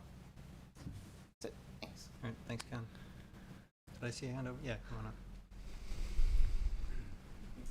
I'm Sven Eckloff. I happen to be the president of the Tree Farm Management Group, also a resident of the town. I just want to answer that one quick question. Yeah, go ahead and respond, yeah. I am actually, I think I'll be here on the 21st to give my annual report on the tree farm and how we're doing this year. To your point, I think we were held to a high standard to accomplish a bunch of things, one being making it not just a soccer facility. You come on a Saturday, there's 7 different sports being played at the tree farm now. Football, frisbee, soccer, there's a lot going on there. So I think collectively as a board, we've come a long ways from just a soccer facility, especially in the last year and a half. That's been my personal focus as the president, with a lot of other things we're working on, but just wanted to state the obvious that it's actually becoming a park right in front of our eyes. So, thank you. Can you stay for a second? I have some questions. Is that okay? Yeah, I think so. So I am unfamiliar with this portion of it, but is there a written agreement that the Tree Farm Management Group maintains the forest, the entire parcel, or just the recreation? I don't believe that's specified in I the don't lease or the either. management agreement. I would need to double check. Yeah. I think it's Good, just it's on- 99 acres, the whole parcel, and it's up for you guys to decide if where's the property line or what. But Or moving forward, and define. the trails behind. The logging, that's through CTE, and we brought them on board now, so they're actually doing a lot of our work for us. It's kind of a handshake deal. The students get to learn. We get some work done. Also for the the property. management, right now the trails are actually maintained by the school because they have their big race there every year. Another handshake agreement where they get to use the facility and the trails for free. An agreement where they maintain the trails throughout the year. So that's currently the setup. So the school's benefiting, we're benefiting, and CTE's also. And then I just wanted to, this is public for us to all understand and talk about together. So I just wanted to reiterate the fact that this is town-owned land. It is public land. The gate closes at dusk, but you can Yeah, park at closes the 3 high days a school. week. You can, I'm not sure where it closes for the It's season. technically 30 minutes after the last reservation. Typically, it's right now. Right. And But there's no lights right at the tree farm, which makes it a challenge. That's one reason why we closed the gate. Right. The gate's open. So- things happen. Yeah. Should I ask that more of a question at you, Greg? This is town public land open to the public? It is town and City of Essex Junction land. Correct. Just to make that Yep. abundantly clear. But as far as town resident thinking, the town owns a portion of this land, it's public land to be accessed like public land that's owned by the town. I believe it says it's open from dawn to dusk, I think from April through November, and I can track down the details. Late April or early November. Yeah. There is the side lot on the town side next to the white barn where a lot of people park when the gates close to access the tree farm. People can there's a walking path, multi-use path that runs through there, so people can access it on foot in other ways. But as far as driving in, yeah. Yeah, no, I just wanted to share the information of what's the availability. We don't Yeah, have the to. gate Nobody will has be to open pay. at 9 Nobody in has the to pay morning. to walk their dog on the trails through the woods, right? If they wanted to. Is there no dogs allowed? If you actually go to the tree farm at You have to pay. 7:30 in the morning, it's a dog park. It's a dog park for free. It's an unadvertised, it's not advertised. So it's being used as public It's being land. used as as a Yeah. dog park. Okay. It's not- yeah. Yeah. So- Yeah, And trails- as tree farm management, has that brought any issues of picking up dog leavings? Yeah, just in short, we used to have a no dog policy, but part of the agreement, we had to follow Essex, the city of Essex, or the junction and the town, and bring in the dog policies. Now, dogs are allowed at the tree farm, just not on the fields. And you have to follow the dog policy of each In each town. Okay. And we just put new signs up to share the news. Well, thank you for walking through that with me, because But I'll be back here in although a couple weeks. small things, I think it's important that we all have a better understanding. I don't know a lot of, that's why I asked the clarifying questions of, you know. This isn't probably not an accurate thing, but just any given night at the tree farm this time of year, I expect probably 1,000 cars. We're a very busy place, and on the weekends, it's much more than that. So it's a lot of people coming and going, mainly Essex families. So, thank you. Busy place. All right. Irene Renner, I see your hand up. Thank you. I'd just like to amplify some of the comments I heard earlier. The tree farm has been well managed by the tree farm management group for many years. I think it was a wise decision to hand that over to a third party so that the town and village, now the town and city, aren't in direct opposition or collaboration about what goes on there. I think it's a really wise decision to keep it separate. And I know there was a big dust up back in 2021, and since then it sounds like things have settled down a little bit.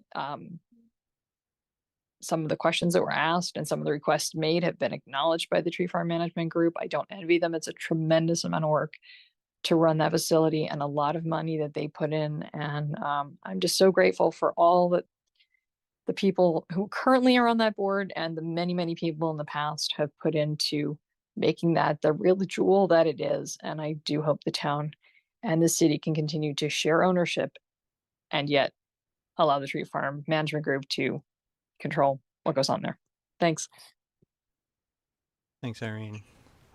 Yeah, we are joint owners of it, and fortunately or unfortunately, we have to agree on the path forward.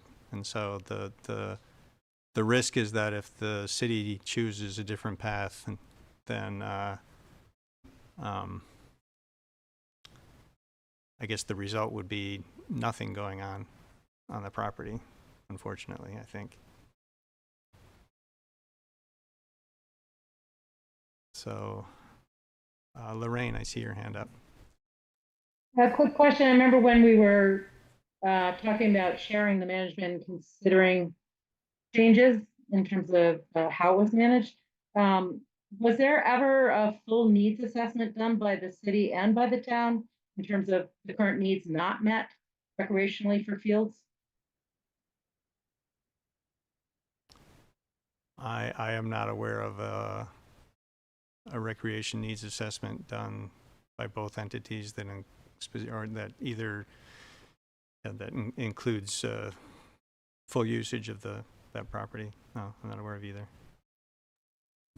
It was my understanding when the discussion was going on was there were people, just to echo what Rachel had brought up, was that there were other sports that wanted to get in there. It sounds like the president has confirmed that other sports, that it did expand. I just didn't know how it works, how you know what the needs are when the needs aren't being met. Do people know to even go to the tree farm to, throw their hat in the ring in terms of wanting to use it? And also it would be informative for how we go forward with our campus as well, as we plan a campus, or even looking at another piece of property, maybe in the town that we already own, that could maybe be a satellite campus too. Just something to keep in mind and throw out there, because it's been a long-term discussion of ours. And I know there were some people that were not happy with some of the parking lot, as well as struggling with access to the trails behind there too. So it would be good to know what needs are not being met, if there's a way to do that. Thanks. Thanks, Lorraine.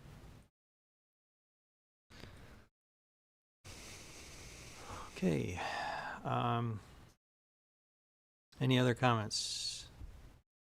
Board members or public? Bruce.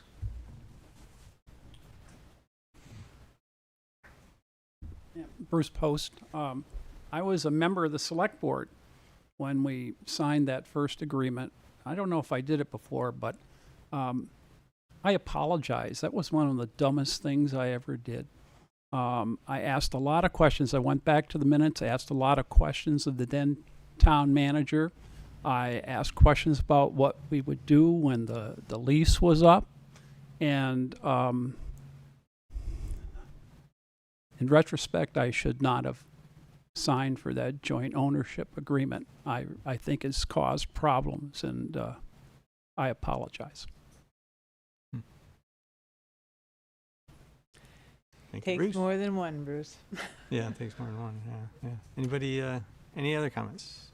Ethan. I have a question for the board and staff, I guess. Are we planning on keeping this as an open conversation for the next couple months here and there as we get closer to crunch decision, or is this closed off? Because I have my question is, I have some information that I'd like to request if we continue this discussion, and part of those things would be, obviously not doing a full assessment of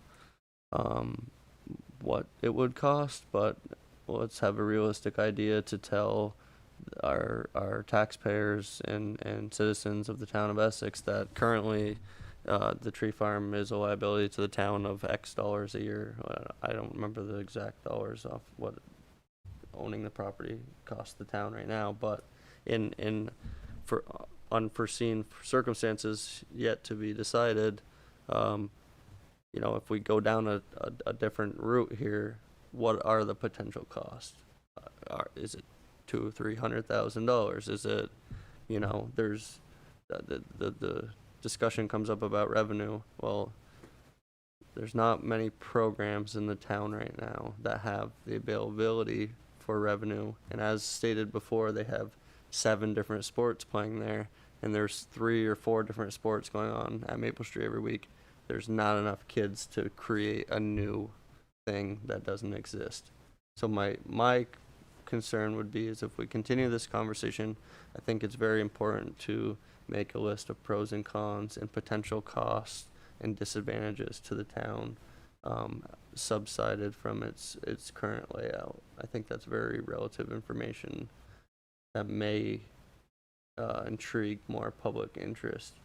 If you scare them by saying, hey, if we don't get a tree farm agreement, we may not be able to use the land, or if, not saying there's any proposals, but if there's a proposal from one side or the other and it's going to cost the town $200,000 a year, I think you'll see reactions. Losing leadership, building growth opportunities in youth sports is, in my opinion, one of the most critical aspects of development in our youth and our community. I would like to just leave the whole thing alone. I understand it's not a perfect world. I understand we're not in this decision alone, but I think it's very important that the town of Essex be forthfront with the facts and the potential outcomes of this situation, because it's very serious and it's seemingly very fast approaching. So I just didn't know if we wanted to come up with a layout for how we plan on to continue this conversation.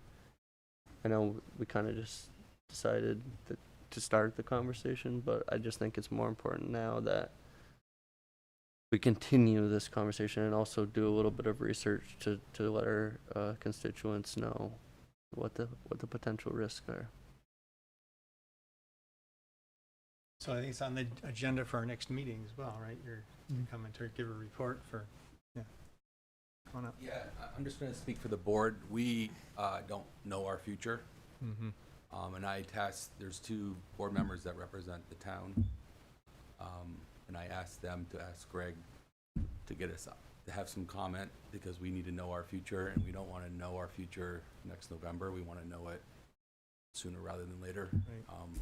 There's a lot of participating clubs that help build the tree farm from the get-go, and they need to know their future, and their budgets are 12 months forward, so it's really hard for everyone to plan. For me, I was brought on to raise money for the tree farm. I'm not going to raise money if I don't have a future, right? So it'd just be better if we knew our future earlier rather than later.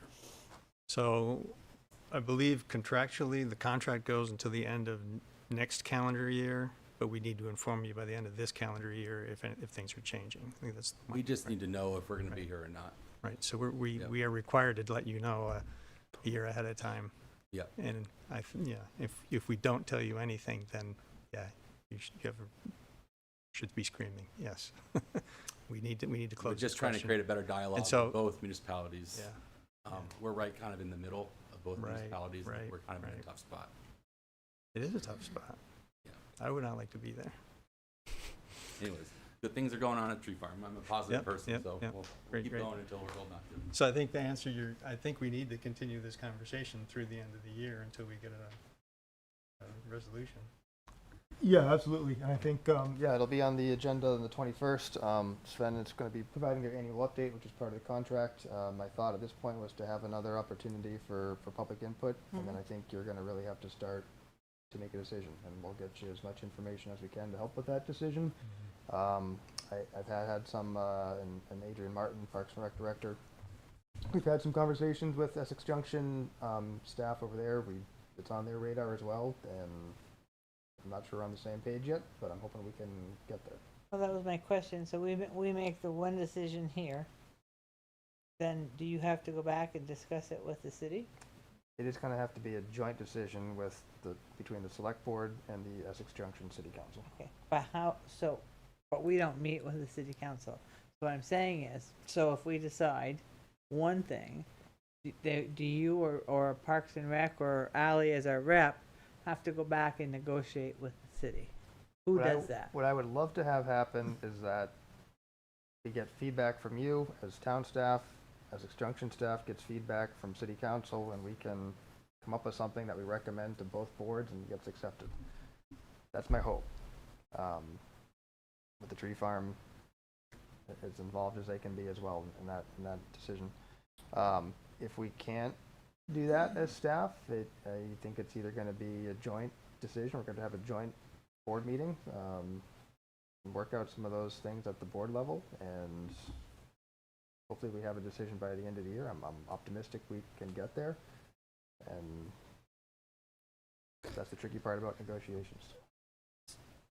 I'm sorry, I'm not really answering your question. No, I get it. I'm just thinking, would it behoove us to make our decision now? I think you can make your recommendation. So that you can move on with presenting it wherever it has to go next. Well, I'm gonna put a motion on the floor for us to discuss. So we don't We have. can't have a motion. No? No action. We don't have action. No Not an action. action item. See you in 2 weeks. So, this is again, I mentioned earlier, this is an item where we might want to go into executive session to have a more private discussion. Is that something that you think we need to do? I feel I've said perfectly publicly fine what I wanted open to. publicly, yeah. Is there anything that I you have want to no share issue. with us that? Somebody says there's a hand up. Why don't we plan on executive session? It might be quick. I guess I can probably feel a little bit more comfortable sharing some of the conversations I've had in executive session. Okay, and we because we don't have action on, we would just be having a discussion there, and then action would have to come at a future meeting. So, okay. There is another hand up. Her hand turned to being up. Rachel, you have more to comment? I'm sorry to take up 2 slots, but I just had a follow-up question sort of on along the lines of what John was asking, Andy, and what you brought up as well. What happens in the event, or could we get a little more clarification, if the select board recommends moving forward again with the tree farm management lease, but the city council does not, where does that leave things? And can there be more clarification on the process of those votes or action? Because we're joint owners, we have in order for something to move forward, we have to agree on what that something is. If we can't come to agreement, then unfortunately the lease agreement with the tree farm management group would come to an end. And then it's unknown what would happen at that point.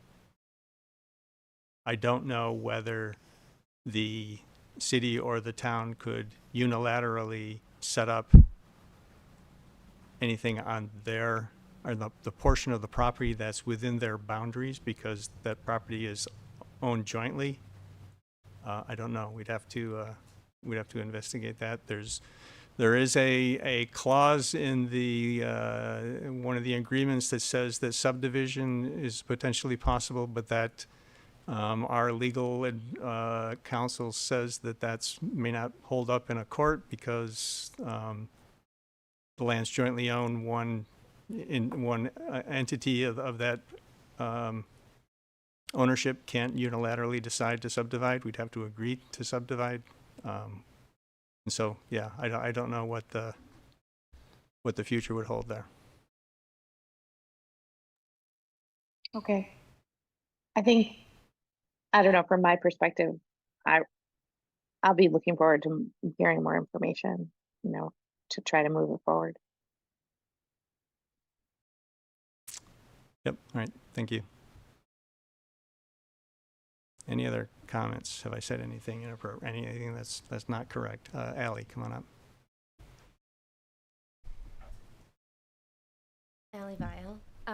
I would just like to remind the board that a couple years ago, ahead of the current agreements being agreed upon and signed, it took meeting after meeting, and we're at about the same time frame of those conversations that started in October of 22. And they continued meeting schedule after meeting schedule, to the point that the documents, because of meeting schedules and conversations and coming back to the drawing board and redoing things, and then the holidays, it was all approved correctly, but finally signed on in January. Yeah. And so you may have a decision, but again, I would be prepared for the same difficult conversations and coming to an agreement. The dust still has not settled. So people may look at it like we have an MOU and an agreement. Sorry, the town has an MOU and an agreement with the town of Colchester for the fort, Ethan Allen Park. Those two municipalities have always gotten along. So it's easy. This is not going to be easy, and so get ready and make good choices. Ken?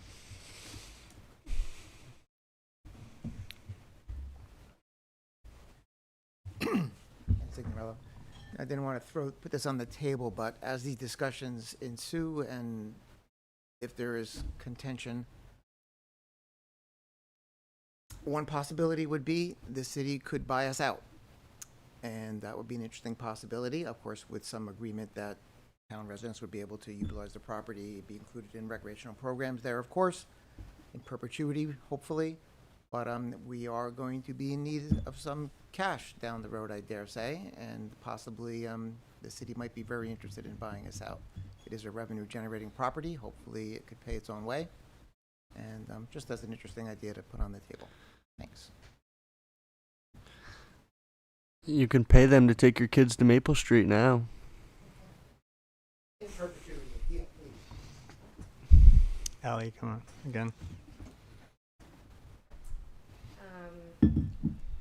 As it has been said in the past, department heads and staff have been told to be thoughtful and make decisions on what is best for the town.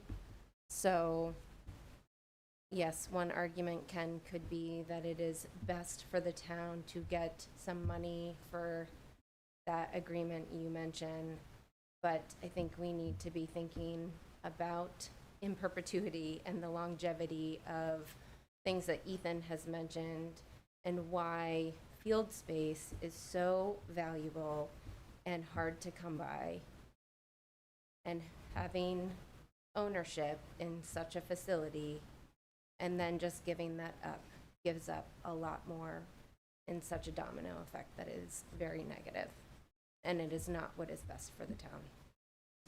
So, dollar signs, money coming in to help pay for other things is not always what is best for our community. Thank you, Ally. Anybody else? Okay, if not, let's move on, and it sounds like we do want to continue with a little bit of a discussion in executive session. So, all right, let's move on to the next item on the agenda, discussion about recommended Town of Essex charter amendments from the Charter Review Committee. Is that you, Bruce?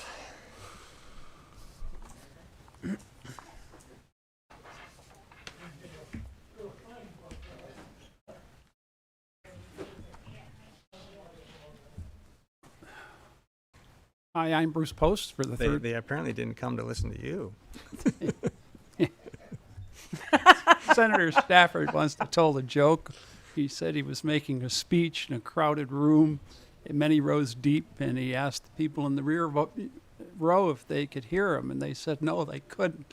So the front 3 rows got up and offered to change places. So there you go.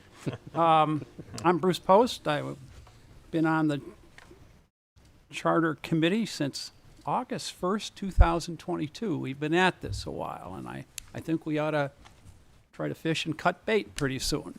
I want to make one parenthetic remark, not quite on the charter issue, although it was something I thought about during the charter. When I joined the board in 2009, I was a lone proponent of going to a DRB Planning Commission split. And it took a long time to get there. And one of the reasons why is we thought they were separate functions and the individuals on each committee should be dedicated to that committee or commission.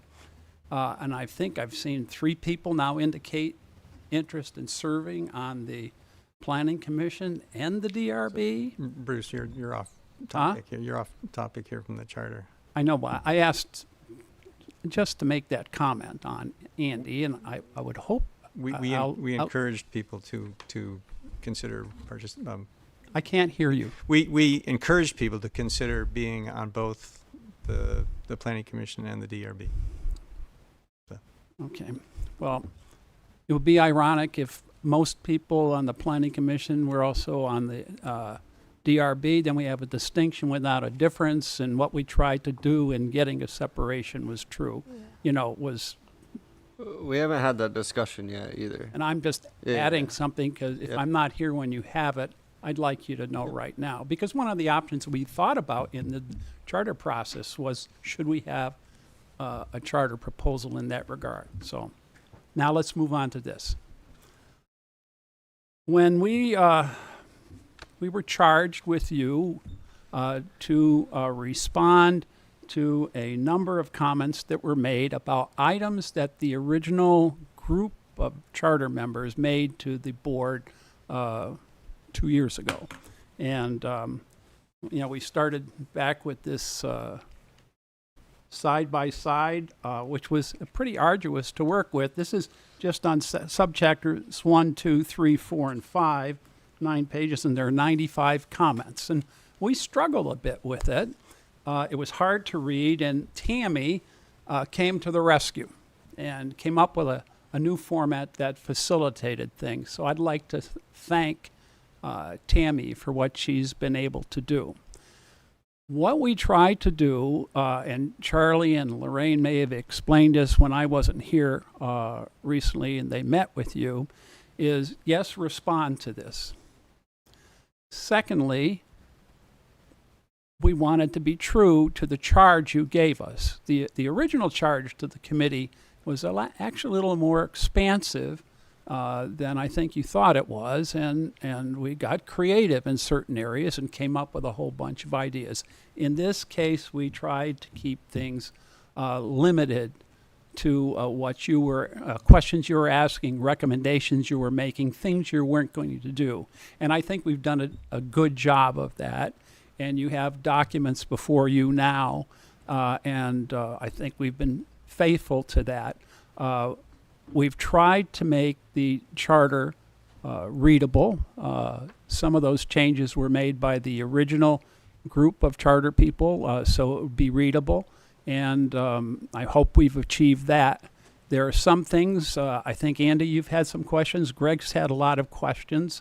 I don't know how we proceed in this regard. My view is that we've done our job, and Tammy's laid out the potential timeline if we want to get something on the ballot in March. So I would, speaking for myself only, because we haven't met on this recently, that the board should look at the documents and the recommendations we've given you and proceed from there. So there you go. Okay, thanks, Bruce.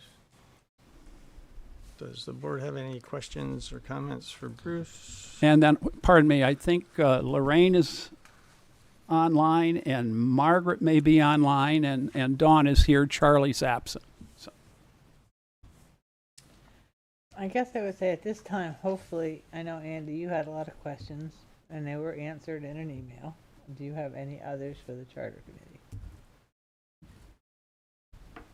So, yeah.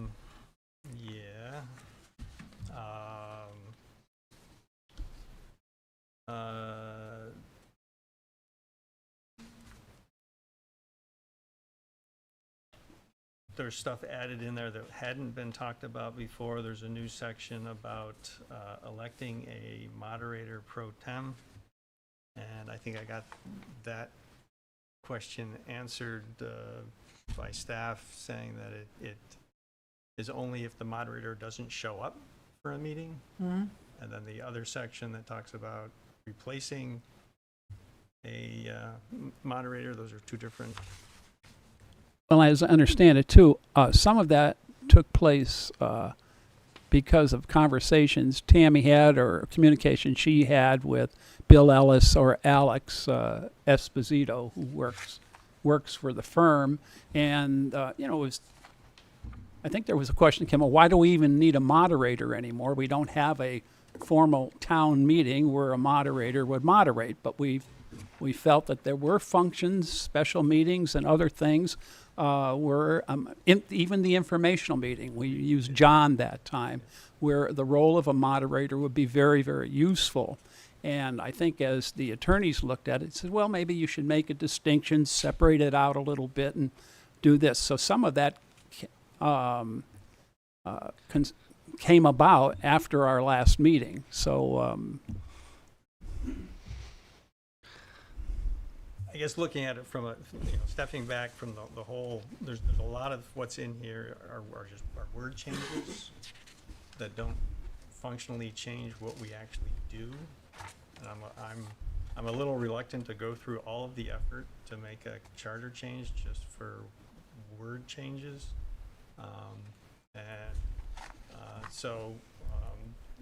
Things, and if there are things that are already covered by statute or by procedure, established procedures, I don't want to necessarily put those into a charter. Again, I want to go through the whole process for that. There are things like changing statutes of the state of Vermont to Vermont statutes annotated. We can just ask for an administrative change for the legislature to do that without going through a vote and the whole, writing a bill or whatever, because our charter was changed very recently without our input at all, where there were 63 occurrences of the word select man or select men, and they were all changed to a select board member. That was done without any action on our part other than we asked for it. So I think there are some changes. I don't want to go through. If all we're doing is updating language, moving things around, but not changing what we do, I'm a little reluctant to go through the whole process. Technically, this is a whole new charter, though, because before we were with someone else, and now we're a single entity. We're called the Town of Essex, and so the Town of Essex needs to have its own charter. So technically, you're not submitting charter changes. You're submitting a whole new charter for a whole new town, the town of Essex.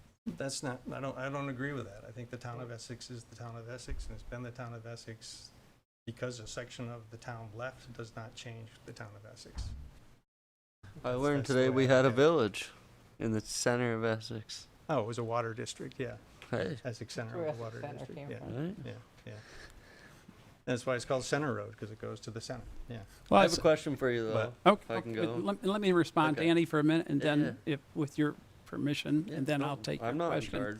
charge. Well, as I said, we tried to respond faithfully and relatively narrowly to the charge we got from the select board this time around. So it's almost like a catch-22. We respond narrowly and faithfully, and now you say, well, we don't really need to do anything because all you did was change some words around. We do have, we've added something, again, we've added emphasis on an energy coordinator. That's one difference. There were maybe another difference. We reverted back to something on the hiring procedures and the involvement of the select board. Two things that could be significant. But that's what I want to say. You put us in a spot where we avoided having larger discussions about larger issues because of the charge we were given. So, I mean, I could come in with some big proposals for you, if that would make you happy. I'm not asking for that, no, I don't, we have plenty of other stuff to do, and that. And then so- did they only change selectman to select board member in our charter, or did they do a search and replace of every charter in the state of Vermont? They're doing, I'm not aware that it was done universally. I think it's being done charter by charter. Okay. Now, But and with your, as you mentioned, the big changes that I do see in here is adding the energy coordinator, changed how certain positions are selected. You removed and added some positions from the manager appointing with select board approval. Some of those have been removed, some have been added. There are changes to the ordinance process, which I'm not sure I completely understand. Is it actually, is the ordinance process, is your intent to only change words in there, or are you actually changing what we do? Because No, my I- understanding is that the town does something slightly different than what's in statute. And I don't want to lose that without intentionally discussing that that's what we're intending. well, So- our intention was to try to reorder the ordinance process without making a change. We thought the way it was in the prior charter was awkward. And I think one of our original charter members adopted some other language that she found elsewhere. So that's something you can discuss among yourselves. Invite the attorney in to look at it. We didn't use the attorney very much at all.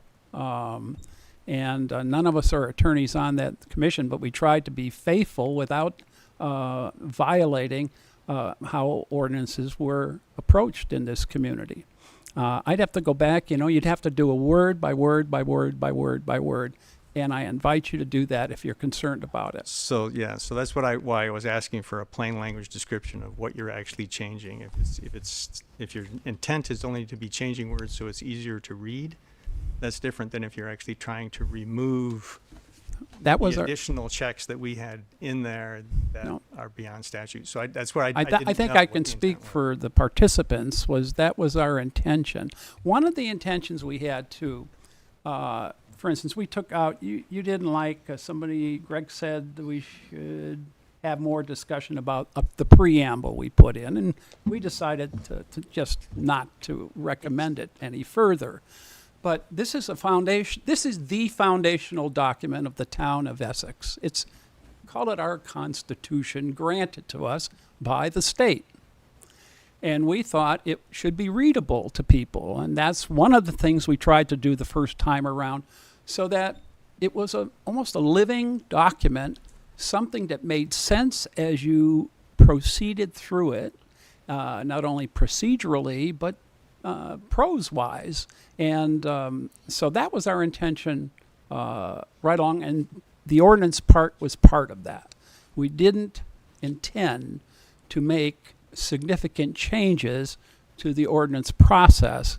What we did was just try to clean it up a little bit and make it logical to read. That was it. Okay, so there's no changing of how. No Okay. dark motives. No, I wasn't saying there was a dark. No, I'm just that, being. that wasn't my. I'm being ironic. I wasn't trying to accuse you of trying to sneak something past. I just wanted to understand whether there was a change, a real change, a change there other than language. And I didn't mean to. I hope I didn't imply that you were trying. No, to but sneak something past. if you're concerned about it, I think as the process of the select board reviewing what we've done, invite Bill Ellis in or Alex Esposito and go through it with them line by line, word by word, to assure yourself of that. Yep. Okay. Thank you.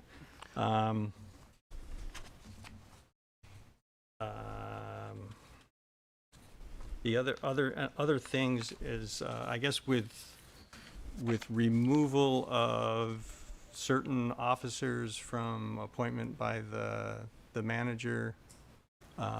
You said this was a foundational document. Statute says that certain of those officers, the health officer, for example, is appointed by the select board.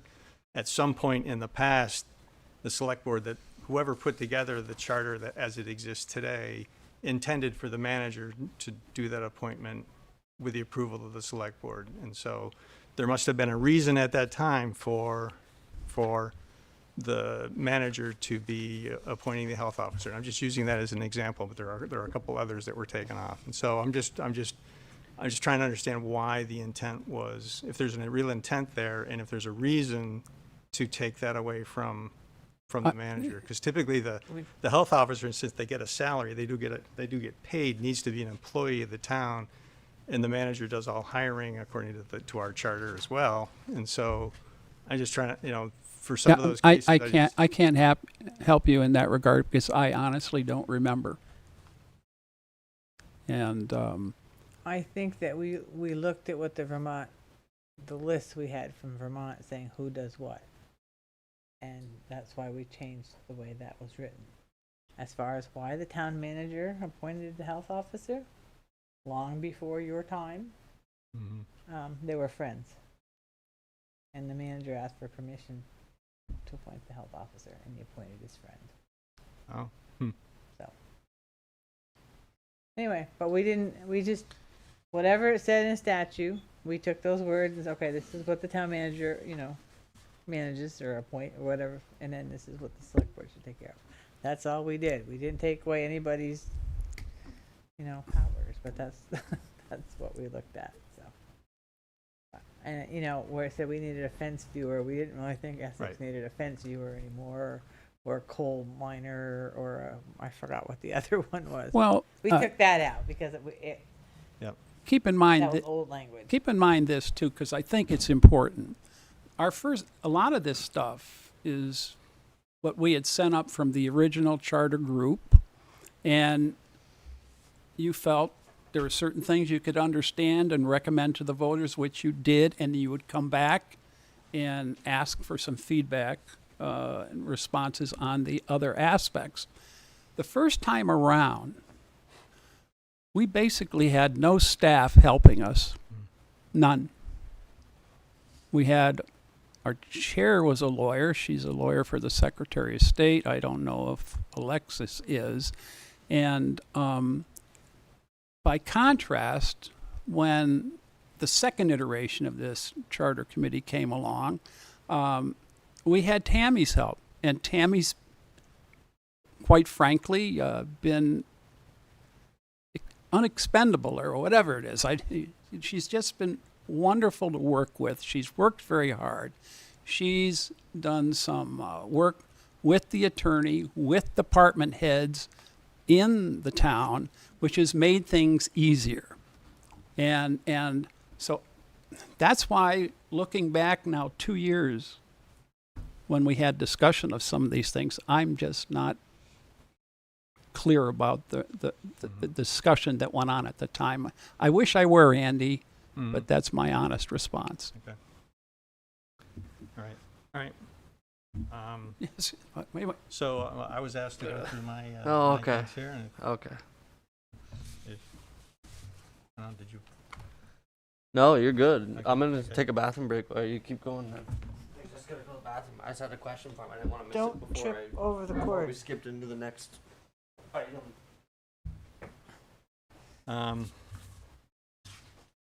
There's a section in here, 403B, which talks about anybody doing business for the town.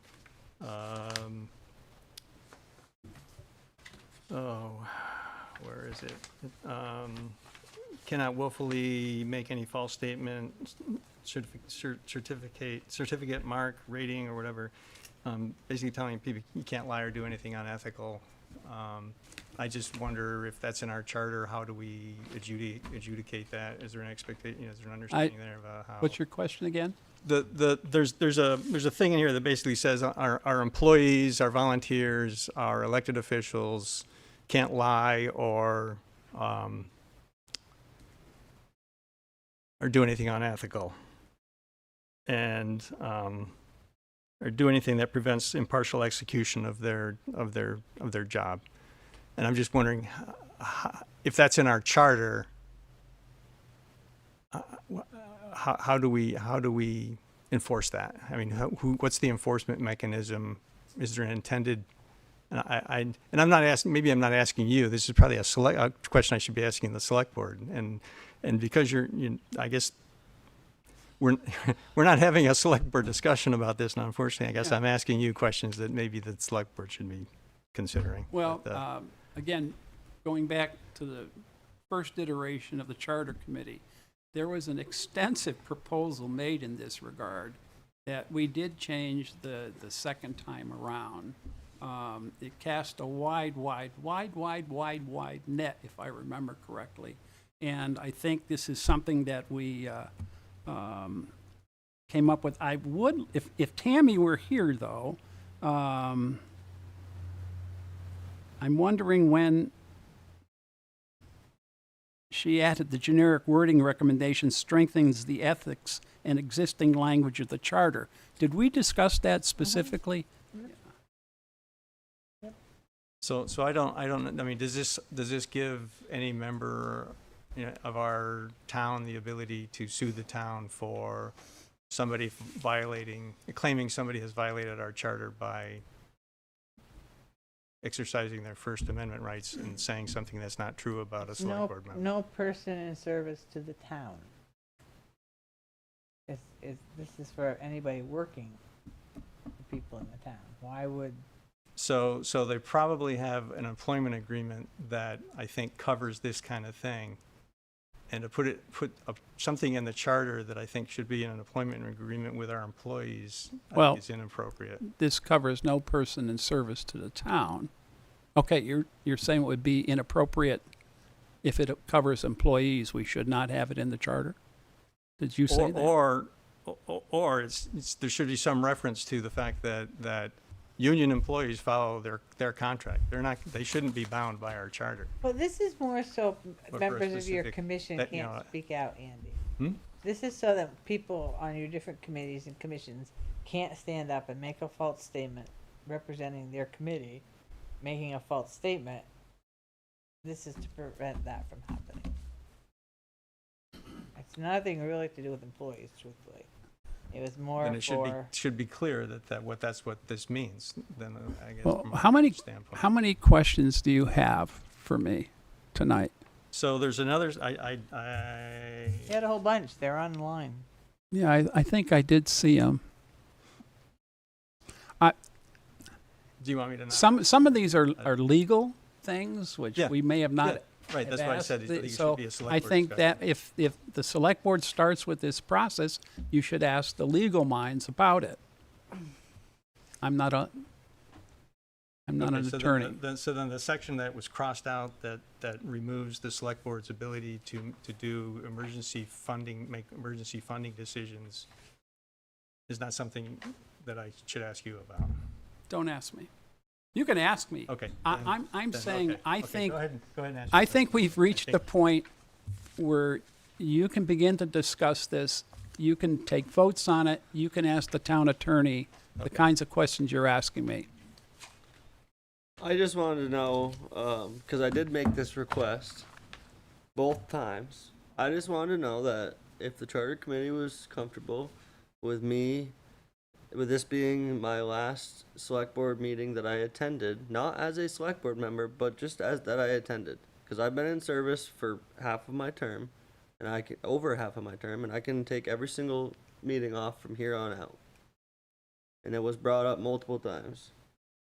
You only need to maintain 50% in order to remain on the select board before you can be removed. And it's not in the recall status, and it's not 50% annually, isn't it? no term.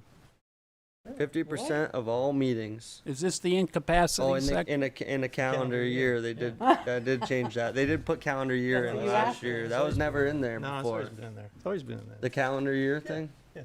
Yeah. Because when we talked about the discussion of the recall, Mm-hmm. one of the biggest discussions was, what about attendance? So I guess I gotta show up. I don't have to come to any more meetings this year, but I'll have to come to half of them next year. You can choose to do that, absolutely. Right. And we would support you. Well, you have to. There's Yeah. nothing that says you can do anything about it. Right, absolutely. Yeah. Absolutely. Nothing that says the town can do anything about it. You could be recalled potentially. But No, because it's not a violation. No. There's no, there are no defined violations. They can recall you for any purpose. Any purpose. Yep. I thought you had to be inability. Or incapacity is the word that was used. And then we got into a debate about What? incapacity, Incapacity. and then we recommend keep it in there, and That's why I saw it again, and I'm like, my real question for you tonight was, and it was really for the select board, was, are we gonna break down each one of these and individually vote on them for the ballot? And if we're not, I appreciate your guys' time and effort that got put into this, but if we're not planning on doing that, then we need to move on. I hate to be blunt about it, but if we don't pick out individual things that need to be changed and take individual lines like we did last year where we used head titles of DRB, then I think we should just drop it altogether and move on. I really think that we've spent a lot of time, they've spent a lot of time, we keep going back and forth. It's time to decide, and I wish there was public here to say, we want this, but there's not. So well, as I say, we've made recommendations, we've responded, and I think this is in your hands now. And so our agenda item is discussion about the recommendation. And I was starting to go through my discussion items and then I was asked not to. So I'm not sure. No where we are with action this. tonight? No, I guess my recommendation would be that we take your questions and Ethan's questions, and we will reconvene one more meeting of the charter committee and go from there. But make sure that everybody on the charter committee has your questions, and if anybody else has any. And we'll see what we can do to answer them. Go ahead, Greg. I don't know. Just from a timing standpoint, Tim, you did include the timeline. You have November 4th is when you're going to have to make a decision as to whether or not to move forward on this. So I don't. You have one more meeting between now and then. Is that enough time for the Charter Review Committee to meet, to respond again, to come back to the Select Board if you chose to go that route? I think so, because I think if we can get Andy's questions answered and anybody else's that are concerned. Or you can, I'm only one vote. No, I know that. I know that. Or if Tracy has some, or Kendall, if they could get them to us as soon as possible, then we can find a place to meet between now and the end of October. We could maybe fix this for you.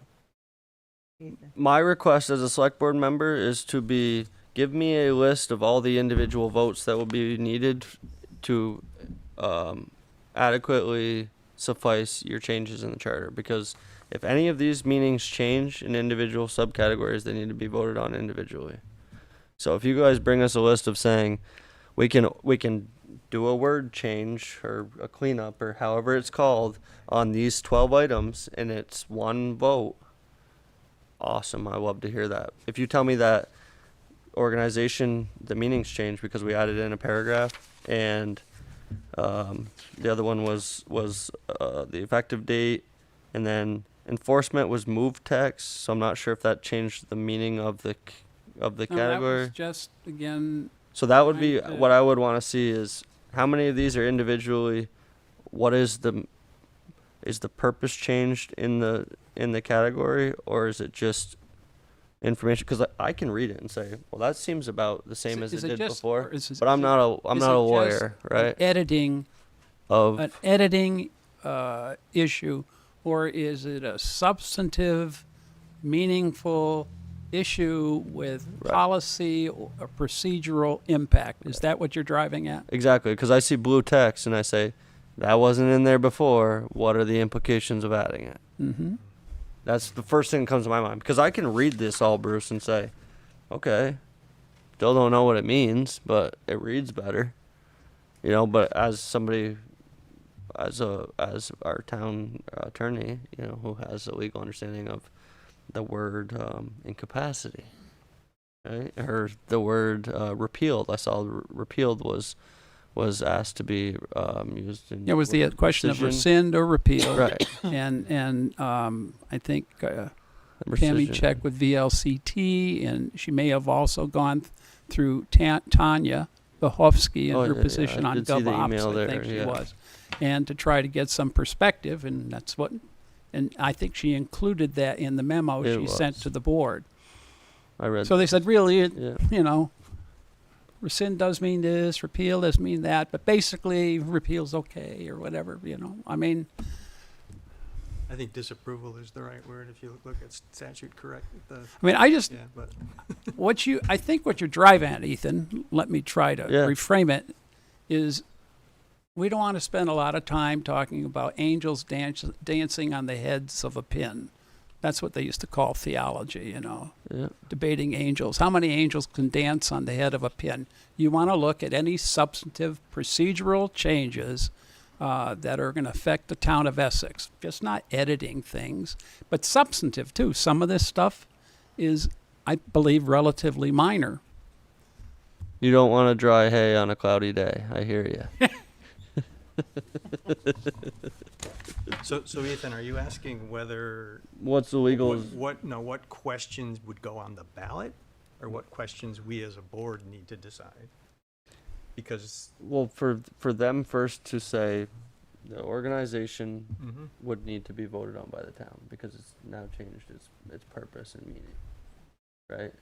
It's altered from its original meaning, so we would have to then put it forth to the entire town, the way it's written right now, right? Let's not say we are agreeing on it or not agreeing on it.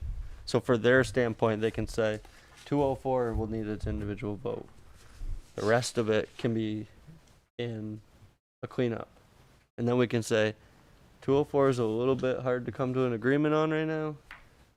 How about we send the cleanup, and if it gets approved, it just goes and it's a couple word changes. Thank you for putting in all the hard work, instead of it being overwhelming to the point where we can't deal with this right now. You know what I mean? I think it'd be more set forth to say, these are 3 important things that we accomplish. Here's what we've done for research. Here's what you would need to execute. You know, and I don't know that that's all on the committee either. I think that's from staff. It's to direct us of, here's what really is going to take to put this in the charter. You know, like the organization one is the one that gets me the most, because it's got the added language that there's interpretation and then actual legal meaning of changing our charter. Because last year we did what, 3 individual, 5? 5 questions. Yeah. So it just. And they still haven't reorganized the charter to the new, right? Yeah. So the one Well, that's for instance, online is still the old. And There have been conversations between, or email conversations between Tammy and the, what's her name, Karen, or the assessor, about what we call that department, who does what, Right. and things wait like for that. her proposed changes in. You know, I mean, Oh, I know. I don't think they're huge things, but they're They're technical things. things. Yeah. You know, and And my point of bringing that up, Bruce, earlier, was that last year, we all know, we spent multiple meetings going through line by line, page by page. I think we've done the deep vet, and if there's pieces that obviously has been presented here that got left out because we didn't have the time to include it all. Are we gonna try and do the whole thing again, or are we gonna have you give us a little bit more of, this is an easy passage without changing the charter again? You know what I mean? I was under the impression last year that there was a big difference between a charter amendment and a charter reorganization. And if what we're trying to accomplish here is a charter reorganization, and we can, I think, I'm sorry, keep saying charter committee because Tom's a member of the select board, but the select board will have to make that decision. But if we can successfully maneuver a reorganization with the same intent without adding a true charter change of changing the meaning inside the charter, I think we could accomplish it. If we go deep diving into making these individual and vetting them and spending the next 8 weeks on it, 12 weeks on it, I'm going to tell you personally, I'm going to say it's a low priority because we did it last year. This is why we struggled initially with this.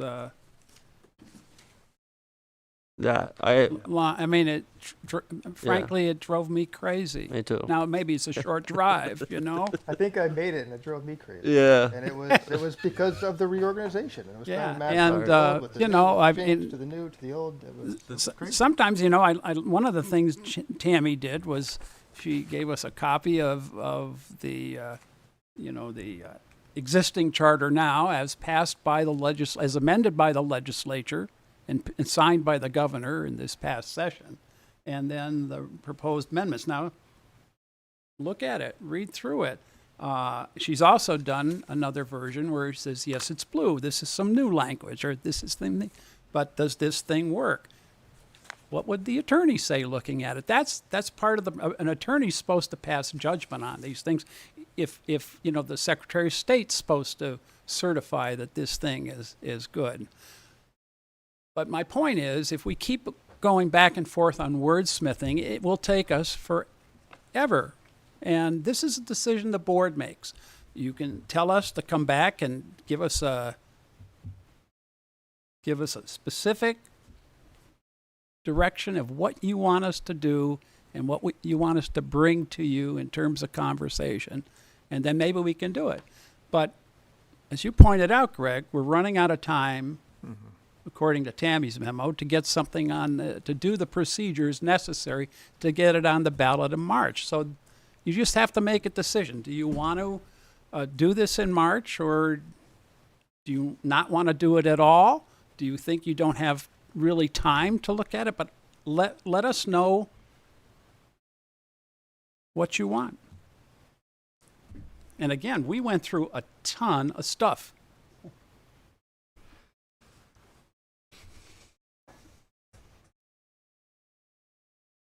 Is there stuff in there that you might like to see in there? Maybe you should figure it out. Less than 50%. And I don't know, is the minimum, the select board minimum change, is that new this time around? The 1,500? Because I see the one is blue. Right, because it used to be 500. Yeah, I know. But that's a minimum. Yeah, that's been in there for a long time. 500 though. 500's been in there. The 50 Oh, the select board, yeah, that's changed. That's approved. Yep. Okay, so No, it's not changed. No. It's not changed. It wasn't approved. No, you put that aside. That's one of the What we things approved you, in the last time was a reorganization of paragraphs without changing any words. You're right. There was that was one of the questions. Was just reorganizing the whole thing. Then we had the question about fees. We had the question about evictions. We had the question about recall and Development review. the DRB. And so those were the things. And we because it was so complex. And in fact, the House GovOps legal counsel said it was the most complex charter change he's ever seen, because we moved so many paragraphs around, and that may be why it's not up online yet. But we didn't change any of the words. So some of the proposals for word changes are carryover from what was requested previously, and then there's some sections that are new, that are kind of responses or changes or responses to the questions we had the last time we met. And So I'm thinking there's a lot of work here if we want to get this for November, and because I want to make sure that we're not changing what we do unless we intend to change what we do. So you're looking essentially for an unintended consequence of significant order, correct? Yeah. And there also are some, and you know, some of these things that I've raised as concerns, sure, and are not really critical. Like the appointments thing, maybe I can get past. Taking away our ability to do emergency funding, I'm really concerned about. Well, you're attempting to do triage here. Yeah. What do we really need to pay attention up front and answer? But that's up to you to decide. Right. Right. So I think we do need to unfortunately go through this line by line and have discussions as a board as to what we want to go forward with and what we don't, or what we want to have the lawyer look at, or I guess the question is, yeah, I think it unfortunately is a line by line thing. Remember, one of the criticisms we got was we took what was an 8-page document and turned it into a 30-page thing, but that was because of all the stuff that was jumbled in there. I mean, this is, you know, Tammy came up with this document. Unfortunately, doesn't have page numbers on it, but it's the charter is amended by H 518 with our proposed amendments not marked up. It's not very long, you know, so there you go. I got one more question for you, because you've been around in Essex a long time. When was the last time that the compensation paid to the select board members were set by the voters at the annual meeting? In around 2010 or 2011, we had the budget that year, and I think Irene Renner, during the budget process, proposed moving our annual salary to $4,000 annually. And we voted it down, and then from the floor at town meeting, someone proposed that change, and it passed. And so for a while, I remember I did get one check for $2,500 when I was on the board. I said, you know, I wasn't going to take it, but then my sewer failed and my connection charge was $2,500. So I just, you know, win-win. I signed my check over to the town. It just recycled back to the town. But then it was changed later again, not to have that. So, it might have been when I was off the board. I can't remember. So the compensation of select board members is approved by the town every year because it's a line item in the budget. Right, but it says it needs to be set by the voters, not approved by the voters. Set. That's the same thing. No, it's not. Sure it is. Because we told them an amount, right? It says, and then approved, set forth as a separate item. So is that approved as a separate item? I don't think the meaning of this is for us to tell them what we want to get paid and put it in the whole budget and either vote down the budget or don't. There's an interpretation that you can have. Well, that's pretty clear interpretation that they set the budget. They set our compensation at the annual meeting. Well, you remember what the interpretation was too. Somebody could make an amendment on the floor to cut 100,000 out of this or 150,000 out of that, and the board would always say, well, you really can't. I think the term is disaggregate. You can just set the numbers, say what your intent is, and then I remember Linda Meyer saying once, a board would be foolhardy to ignore the wishes of the voters, and that's the way it was at town meeting. Yeah, you can't, technically, they can't do it. Oh, I know. Because they're only voting on the total number. Technically, Ethan, it is set forth as a separate item because it's a separate item on the line. You were in. Yeah. a separate line Sorry. item. I was So- here for 4 votes. Yeah, but you weren't here. You weren't here when we defeated the local option tax on the floor. Yeah. In I think it was in 2009, was it? And Bob Marcotte every year used to come in and try to cut the budget by what, $300,000, $400,000, and he would never get it through.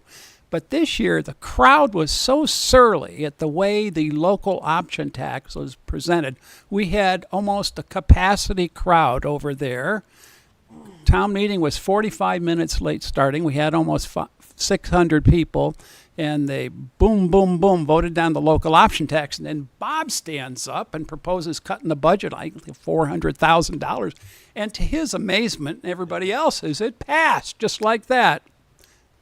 And he might say different things, but then it's up to the select board to pick where you're going to make the cuts. Right. You're off the topic. So, so I guess the last time the select board gave itself a raise, it was through increasing the amount proposed in the budget, and then it got approved by,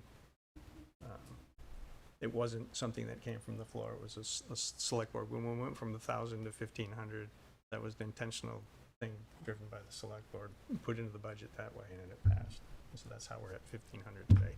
And I do remember that it was a larger amount. I wasn't on the board at that point, and then in the next year in the budget, it was just Right. put back to the regular number, and that went away.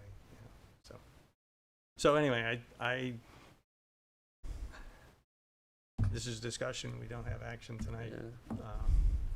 But they need a direction to go in, Andy. There is a hand up, Lorraine. Okay, Andy, I didn't know that you had a number of questions. I saw Tammy had responded. Did you have an opportunity to go through those responses? And did any of those responses whittle down any of your questions? In terms of us having to go back to the table again. And then I like what Ethan's saying about, and kind of an overview about just reorganizational as opposed to just substantive, and pulling out anything that really should be individually pulled out. But I think that's also kind of on your table too at this point, in terms of what you guys consider substantive. We've done a lot of legal work on this back and forth. A lot of it really is just modernizing language as well. We also found that the state struggles with interpretation in terms of intent of language as opposed to reality of language, like incapacity. Back and forth on that. It was interesting that the state said not to use that language, but that our lawyer said yes to use that language. So, to me, it's kind of the ball is in your court at this point in terms of where we go from here, because looking at Tammy's response, a lot of those I felt kind of were answered in terms of where you would find that answer. And it wouldn't necessarily be from us at this point. And, to Ethan's point about asking the question about the language of set, that to me again goes to legalese language and what it really means and understanding that. So I do think it's important to have those questions and have a legal review of those things, which I think is really kind of the next step in my view in a lot of ways. Not from our charter committee, we're not legal experts. Right. Thank you, Lorraine. Tracy, you've been pretty quiet. Do you have any comments?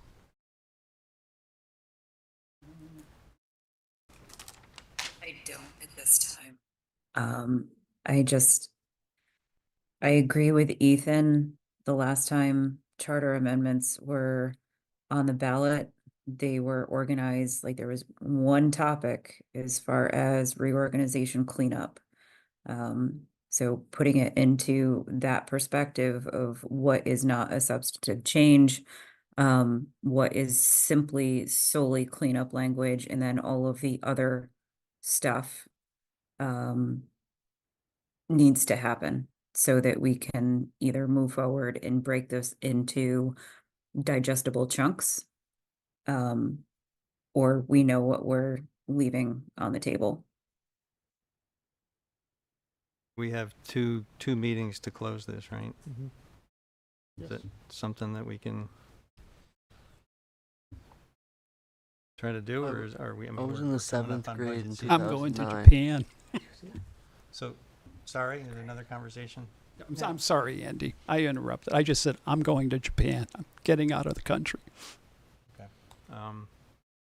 Trying to move forward. My thought, let me know how it lands, is I can work with Tammy to try to identify the different areas that might become questions. I'm not sure if that needs to go back to the Charter Review Committee or if that's going to timeliness. We can aim to get that to you for the 21st. I'll have to check with Tammy to see how busy she is, but that'll be the goal. And from there, I think you can have a discussion about which of those you want to pursue. If you remember the last decision to put something on the ballot, there was a whole litany of changes. The select board wanted to focus on 5 of them. That's where we spent our time, and there might still be time to pick, a handful or some number that you want to focus on. But I think getting those questions organized by the topic, like Ethan and Tracy are looking for, will hopefully help you frame that conversation. Okay, so I'm not sure the other select board members have seen the email with my questions in it.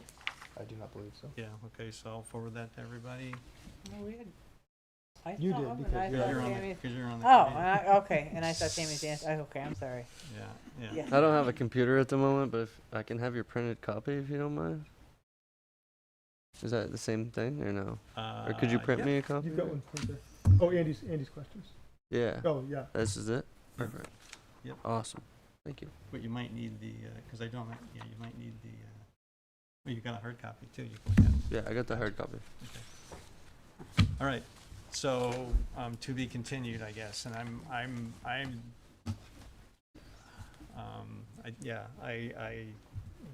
if we're gonna do anything, we need to start moving forward, and right, if we can categorize things and then maybe figure out which ones we need a legal discussion on, or a internal discussion as to what we think it actually means, or what we intend to do, like, do we wanna do put an energy coordinator in there, those kind of questions, or,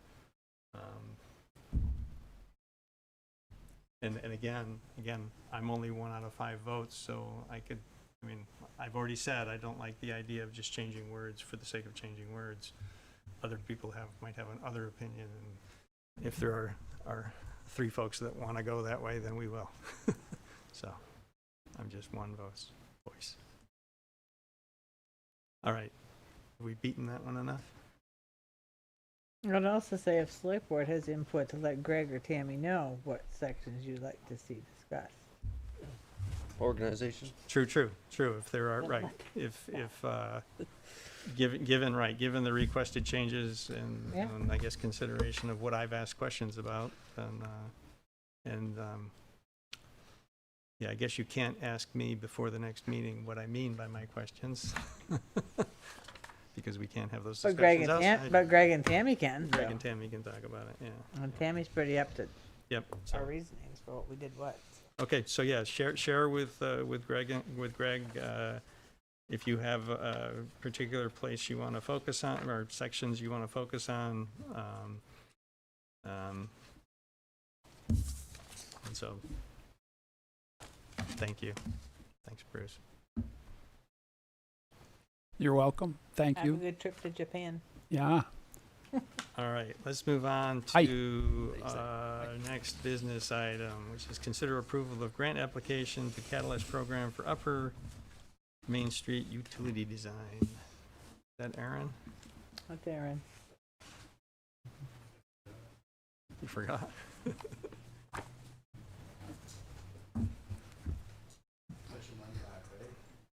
Sewer connection. Clock up here is already on standard. Yeah, that one's like. That's one of those old clocks that didn't catch up with the adjustment a few years back. Yeah. Well, didn't the time change used to happen In October, yeah. in October? Okay.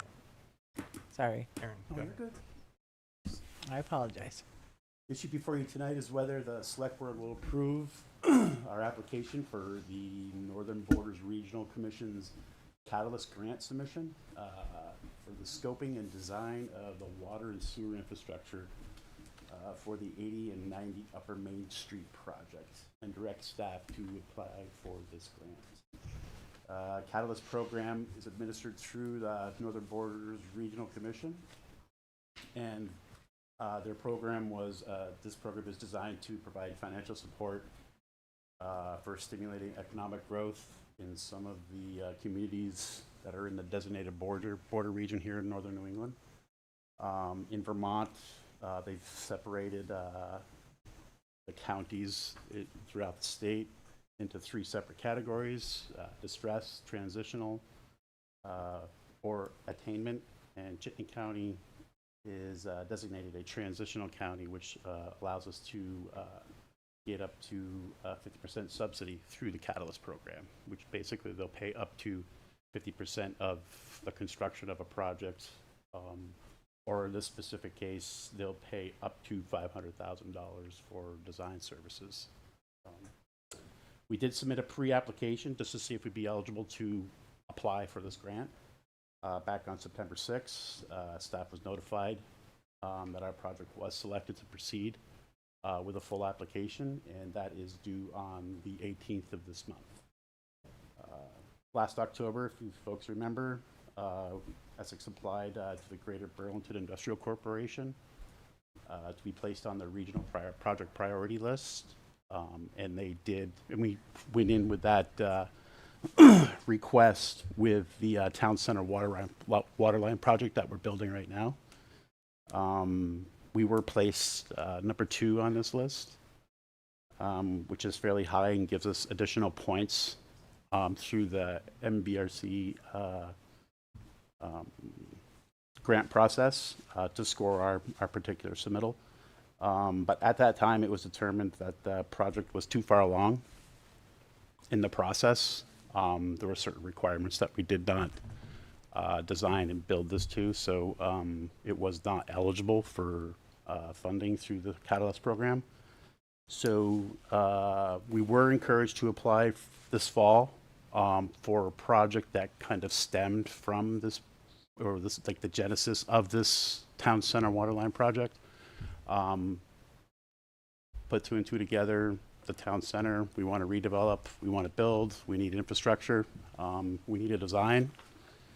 So we submitted that for our pre-application.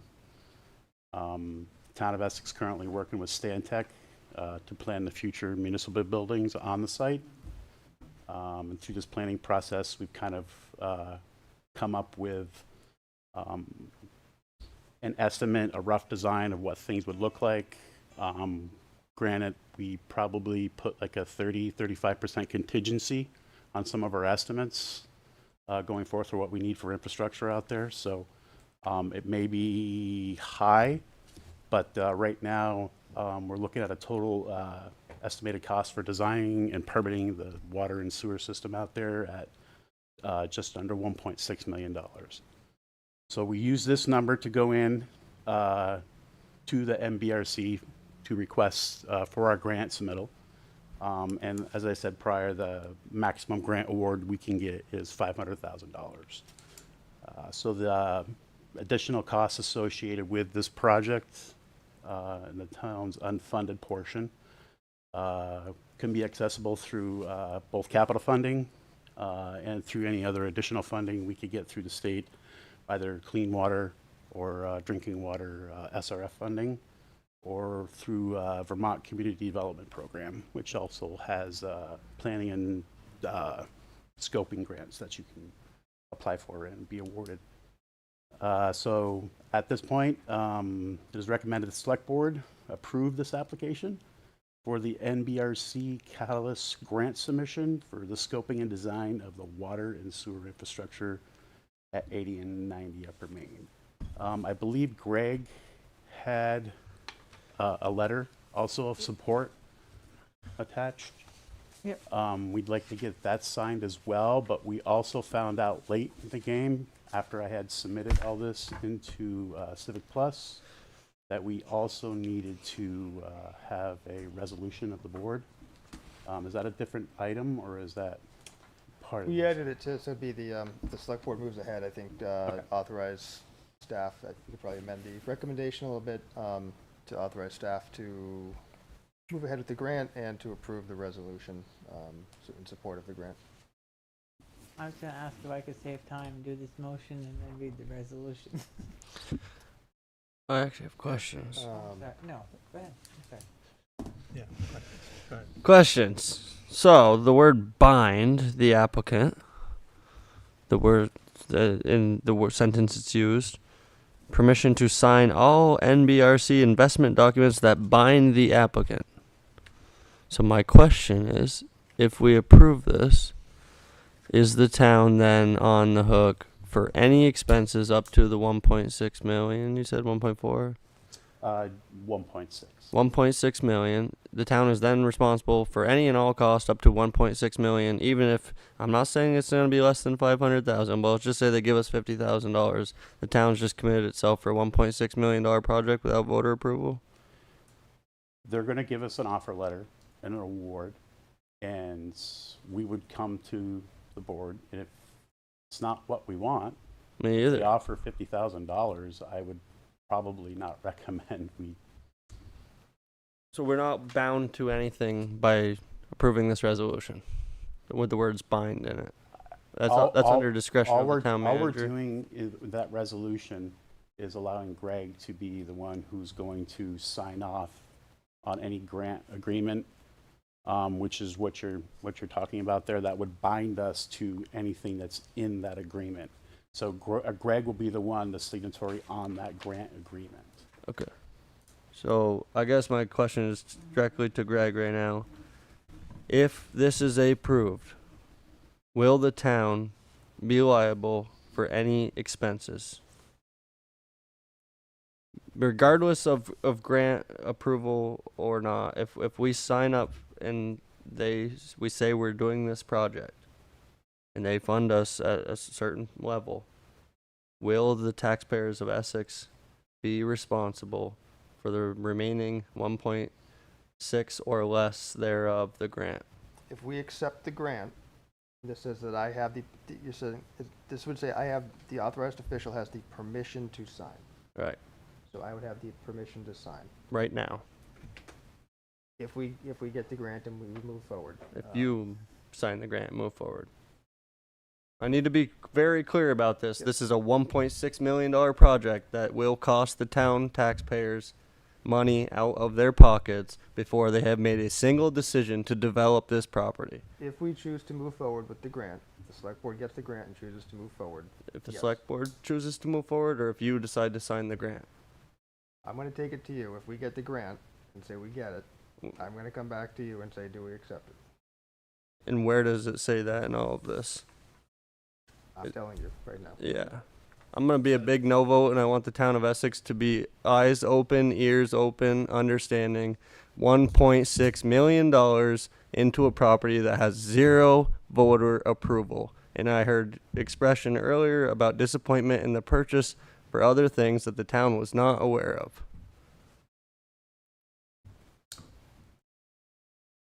All right. So, any other board member comments? Tracy, any comments? Any comments from the public? So you need a motion. I can do the motion and then we'll do that. I won't go with the resolution right now. I make the motion to the select board approve the application for the NBRC Catalyst Grant submission for the scoping and design of the water and sewer infrastructure for AD 90 Upper Main Street project and direct staff to apply for the grant. Okay, do I have a second? Tracy just said second. Oh, okay, sorry. Your voice is in the back corner of the room. So you need the resolution in order to apply for the grant? Right. And so we do need to also, or do we make that should that be a second motion, a different motion? Does it matter? You might as well combine it. You're going to have to do both. I'll offer a friendly to also include approval of the resolution. I'm sorry, I can't hear her. I didn't. She said that she would agree to a friendly amendment to also include approval of the resolution. Okay. So go ahead and read it. So you're okay with that? Okay. I'm yeah. good. Yep. Resolution, Town of Essex, a resolution authorizing that Greg Duggan, who is the town manager, is empowered to act on behalf of the town. I think they should say Town of Essex, Vermont. I'm not sure, but as the authorized official. Resolved by the Select Board of the Town of Essex as follows. Whereas the Town Charter, Section 703, requires Select Board to designate the source of any money appropriated after the budget is adopted, and whereas the Town of Essex is applying for $500,000 in NBRC funding for the Essex Town Center Utility Project, now therefore that Greg Duggan, the town manager, is hereby authorized on behalf of the Town of Essex to apply for, accept, and expend grant funds from Northern Borders Regional Commission.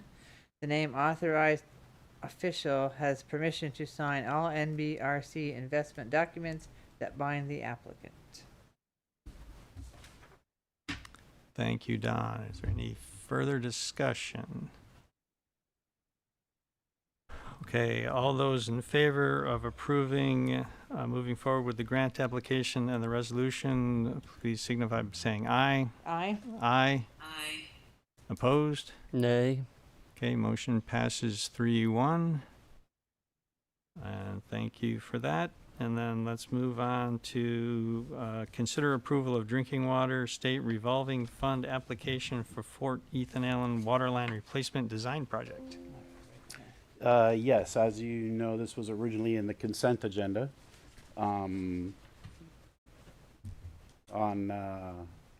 See, let me make this quick and easy for you. So this this application is basically step one of the next design process for Fort Ethan Allen water system.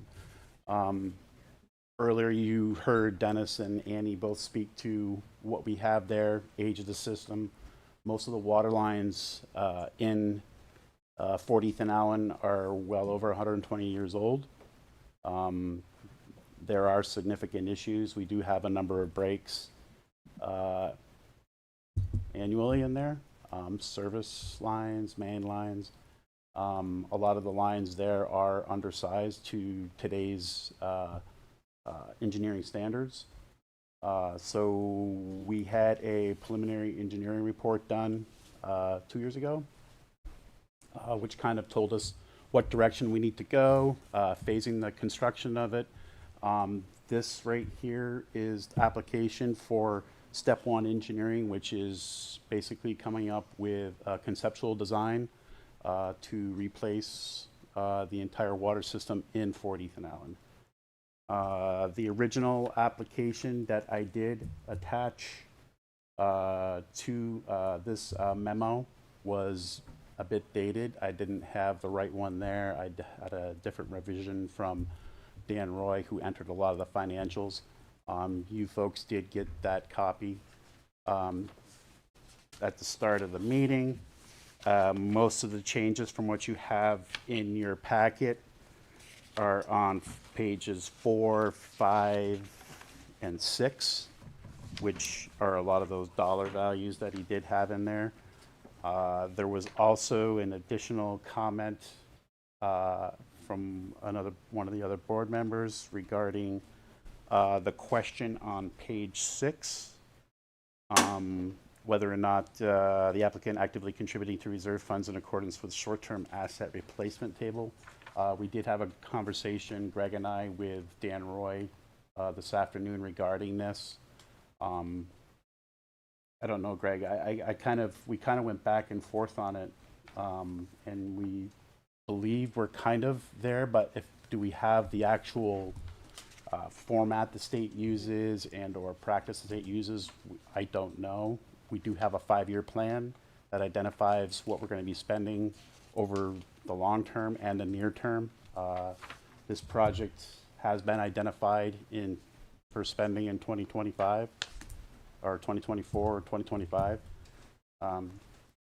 So I think we're okay with that question, but I think we need to get we did provide this application with the edits, And at this point, what we're looking to do is to get you to sign off on this loan. This is a planning loan, so it's for 5-year term at 0% interest. So essentially, we're going to be borrowing up to the amounts of the step 1 engineering, which is $189,100 for that 5-year term, interest free. So we can spread the financial burden over the 5-year period and not have it hit our undesignated reserve funds negatively.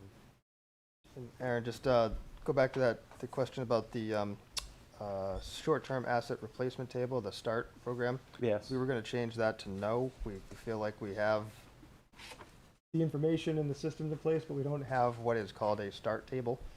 We do have a good capital plan. We have assets available, so we think we have that information, but we don't want to have the state come back to us and say, show us your START table, that's and right. We don't actually have something called a START table. So Yes. we're going to change that to no, and we'll bolster that next answer a little bit about operating surplus, undesignated reserve or capital plan, what we have in place. Yes, I stand correct. That would be another change on the application. So that's really the only change in the application, but the numbers were added after the fact, and I attached the wrong version for you folks in your packets. Okay. All right, any questions or comments? And so this is since this is water infrastructure, this only comes from, would be paid back for through rates? Correct. Yeah. The other one, the one we just talked about, is that a all town or is that a water rate one too? I think we can pull from a couple pools of money. I did briefly discuss this with Dan Roy and did offer some input on my memo there. There are other alternatives we'd be looking into, but it's a much larger project. Mm-hmm. And at this point, getting a design down on paper is probably a priority if we're going to be moving forward with the project. Development is the word. Any other comments or questions on the state revolving loan program funding application or that topic? Or the project. I like this project. I'm not going to say anything bad about it. It's a good project. It's definitely needed. Agreed. And this is kind of like the first big step into it, is this process of getting our conceptual design done. Next phase will be step 2, which will kind of give us the preliminary design. And then in the preliminary engineering report that we do have, construction is phased over 4 or 5 up to a 10-year period, whichever we have, or whenever we can get funding to build each one of these phases. All right. I do have one quick question. Yeah, go ahead. Sorry, he just sparked one in my mind. Should have stopped. Just kidding. But my question is, the numbers that you used in here for your capital, did that does those projections reflect the possible expenditures in the other project? But how do you mean? Explain. Like you spread out your Oh, in the application. yeah, the capital that you have and how you plan to use it. Did you include that 8090 Upper Main Street in your plan? That I would probably defer to Dan, but No. Right. Okay. That was my only question. All right, any questions from the public or comments? Okay, seems you need a. I make the motion. The Select Board approve and sign the corrected application and authorize Public Works staff to move forward with submitting the application to the Drinking Water State Revolving Fund Program. Thank you, Don. Do I have a second? Second. Oh, Tracy's went first. All Her right. voice is so All right. quiet tonight. We'll take Tracy. Any further discussion? All those in favor, please signify by saying aye. Aye. Aye. Opposed, say nay. Nay. Okay, motion passes 3-1.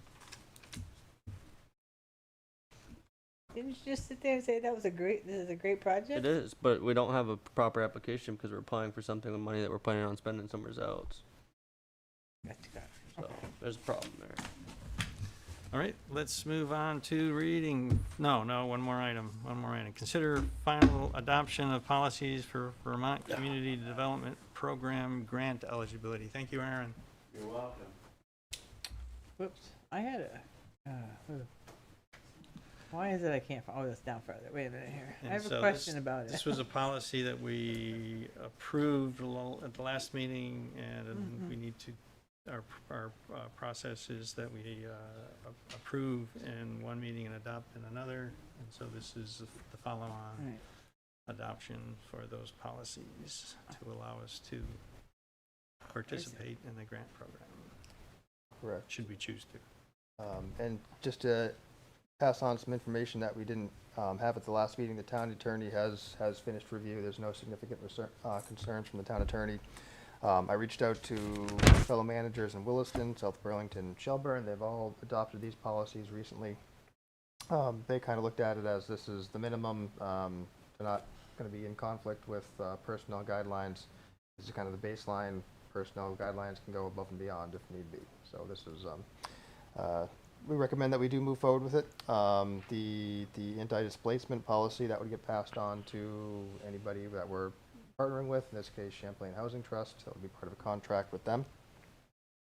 So staff is comfortable with having the policies approved as presented. Thanks, Greg. Any comments or questions, board members? I guess now that this is spelled out, I do have a question as far as the second one under residential anti-displacement. It says the municipality will provide a relocation assistance to all low and moderate income households displaced by activities assisted with funds from. Does that mean we would have to come up as a town with money to move people or to give them new housing?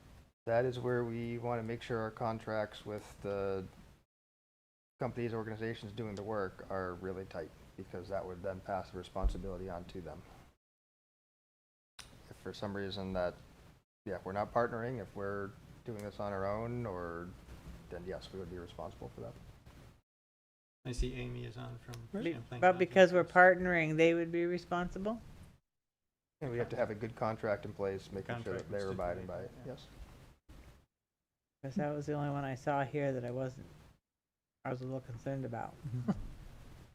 Is there an example of a contract or a location or a situation that's actually successfully been executed? I can respond to that question if Amy. you'd like. Yeah. There are on occasion, there have been housing projects that we have undertaken, the Champlain Housing Trust. I'm sorry, I'm Amy Demetrowitz with the Champlain Housing Trust. There have been projects that we've undertaken where we have needed to relocate existing residents. That's always very prominent in the budget to make sure that we're covering that cost. And so when we then come to the town to apply for these funds, the budget we're applying for includes that relocation assistance if that's required. And I'll echo what Greg said, that in this case, for this specific project, there is no relocation.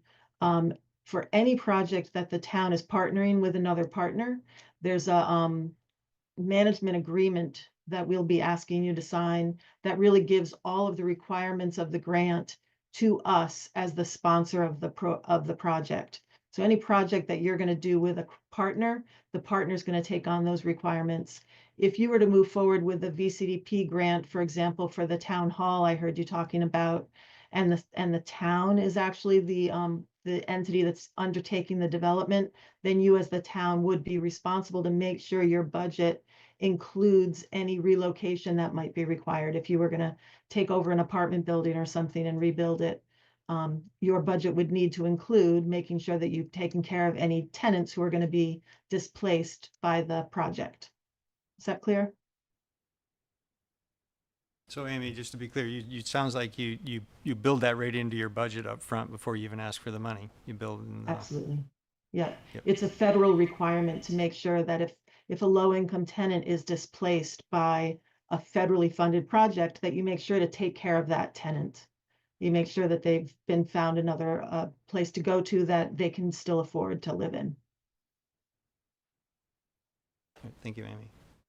Any other questions, comments?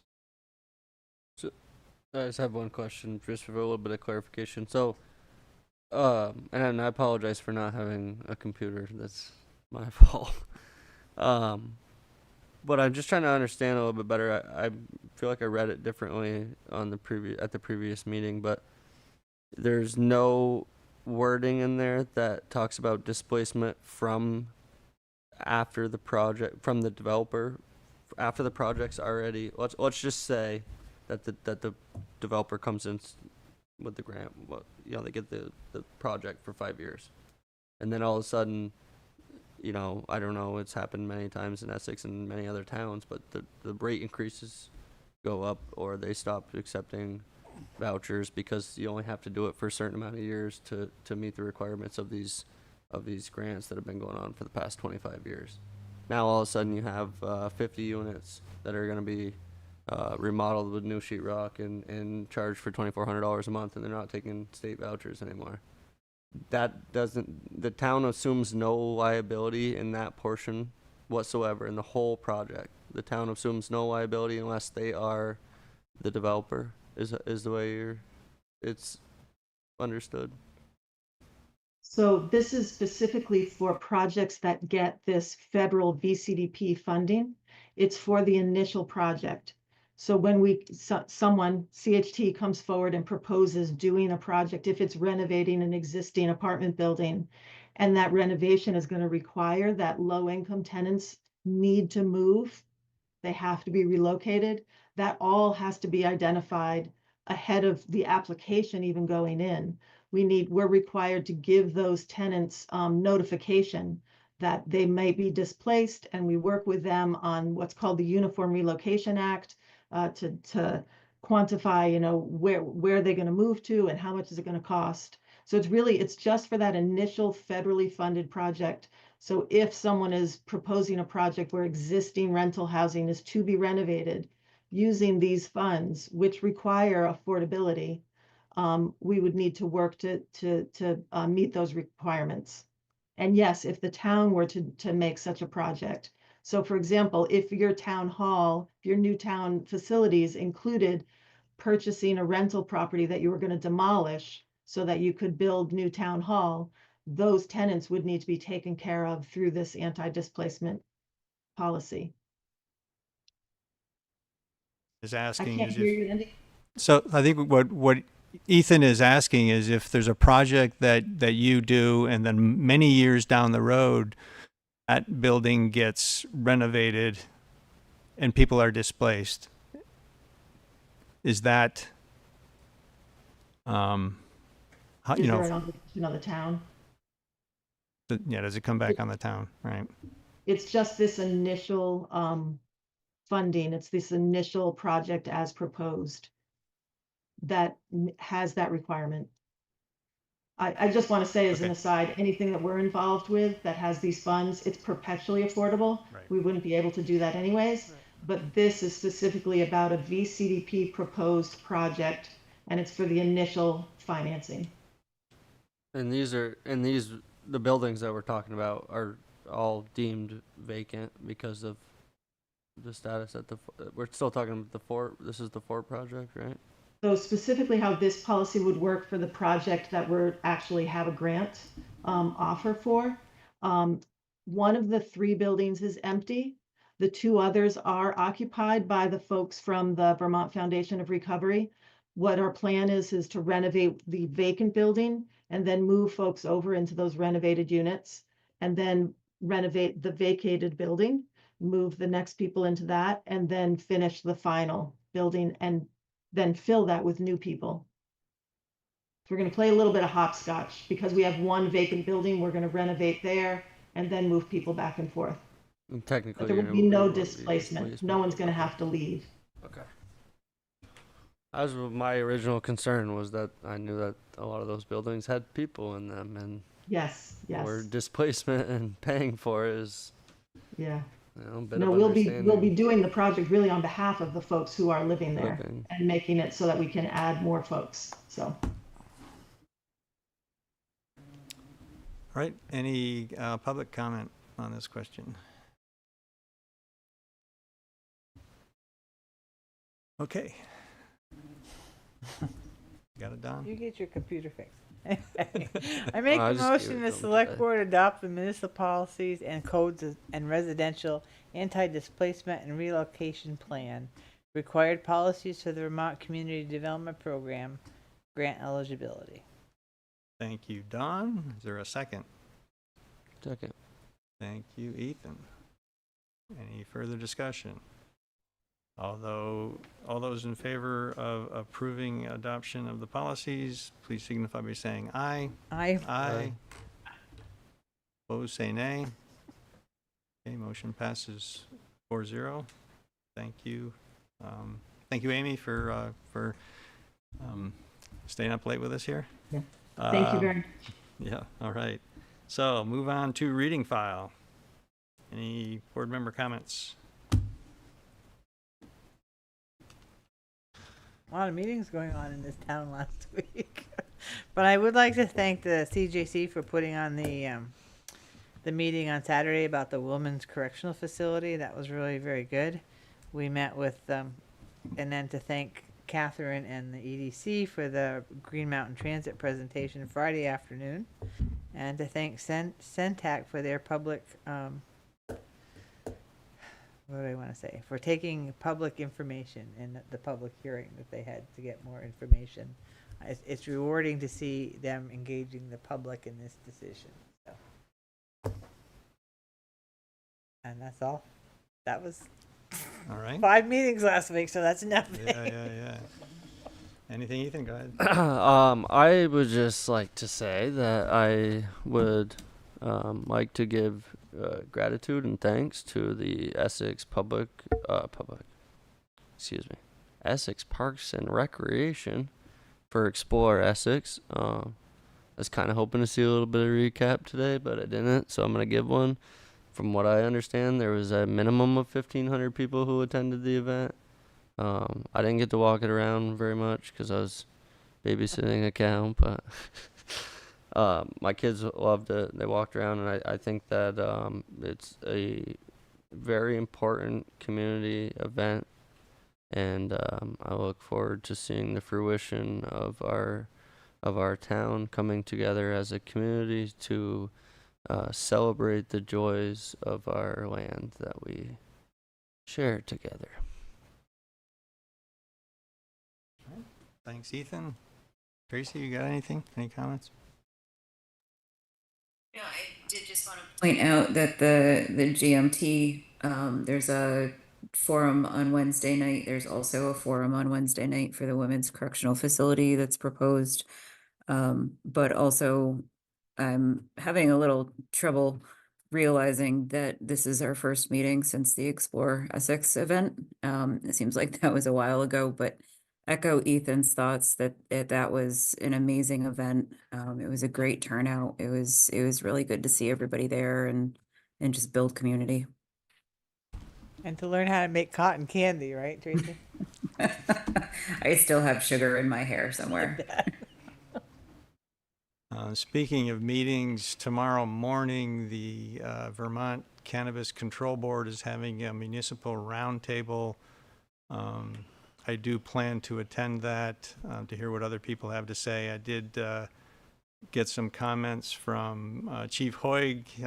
Pretty much said that there's no specific issues with that in Essex, but he says he has noted that there's an increase in cannabis-related traffic accidents and fatalities, which I will bring up tomorrow, which I have not seen anywhere in the news. Which surprises me if that's I don't know Chief Hoig's source for that. I imagine I might be asked about that. I'll try to find out. So that's tomorrow morning, 11 o'clock. It's all a online meeting. I'll be attending that. And I thought, Tracy, you had expressed interest in attending as well.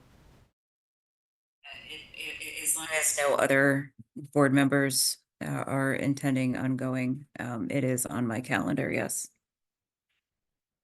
So did either of you want to? You got it scheduled. I served my time on Yeah, cannabis yeah, already, okay. thanks, All I'm right, good. All right. All right, so look forward to seeing you there, Tracy. So. And I'll bring back any comments or share would provide a summary of what goes on there to everybody. All right. Executive session motions. I'm looking, but what did we decide we needed it for? So do we probably should consider whether or not we want to appoint to the DRB. And then the other is, Greg said he had a couple of comments he wanted to make about the tree farm. Okay, I can, all right. If you want, I can try to find one if you, Well, I don't, as far as the appointments go, I'd like to have a full board present when we did it, truthfully. But I know we need to get going on it because they need to start training. Most of them are active members on the planning commission. Right, no, I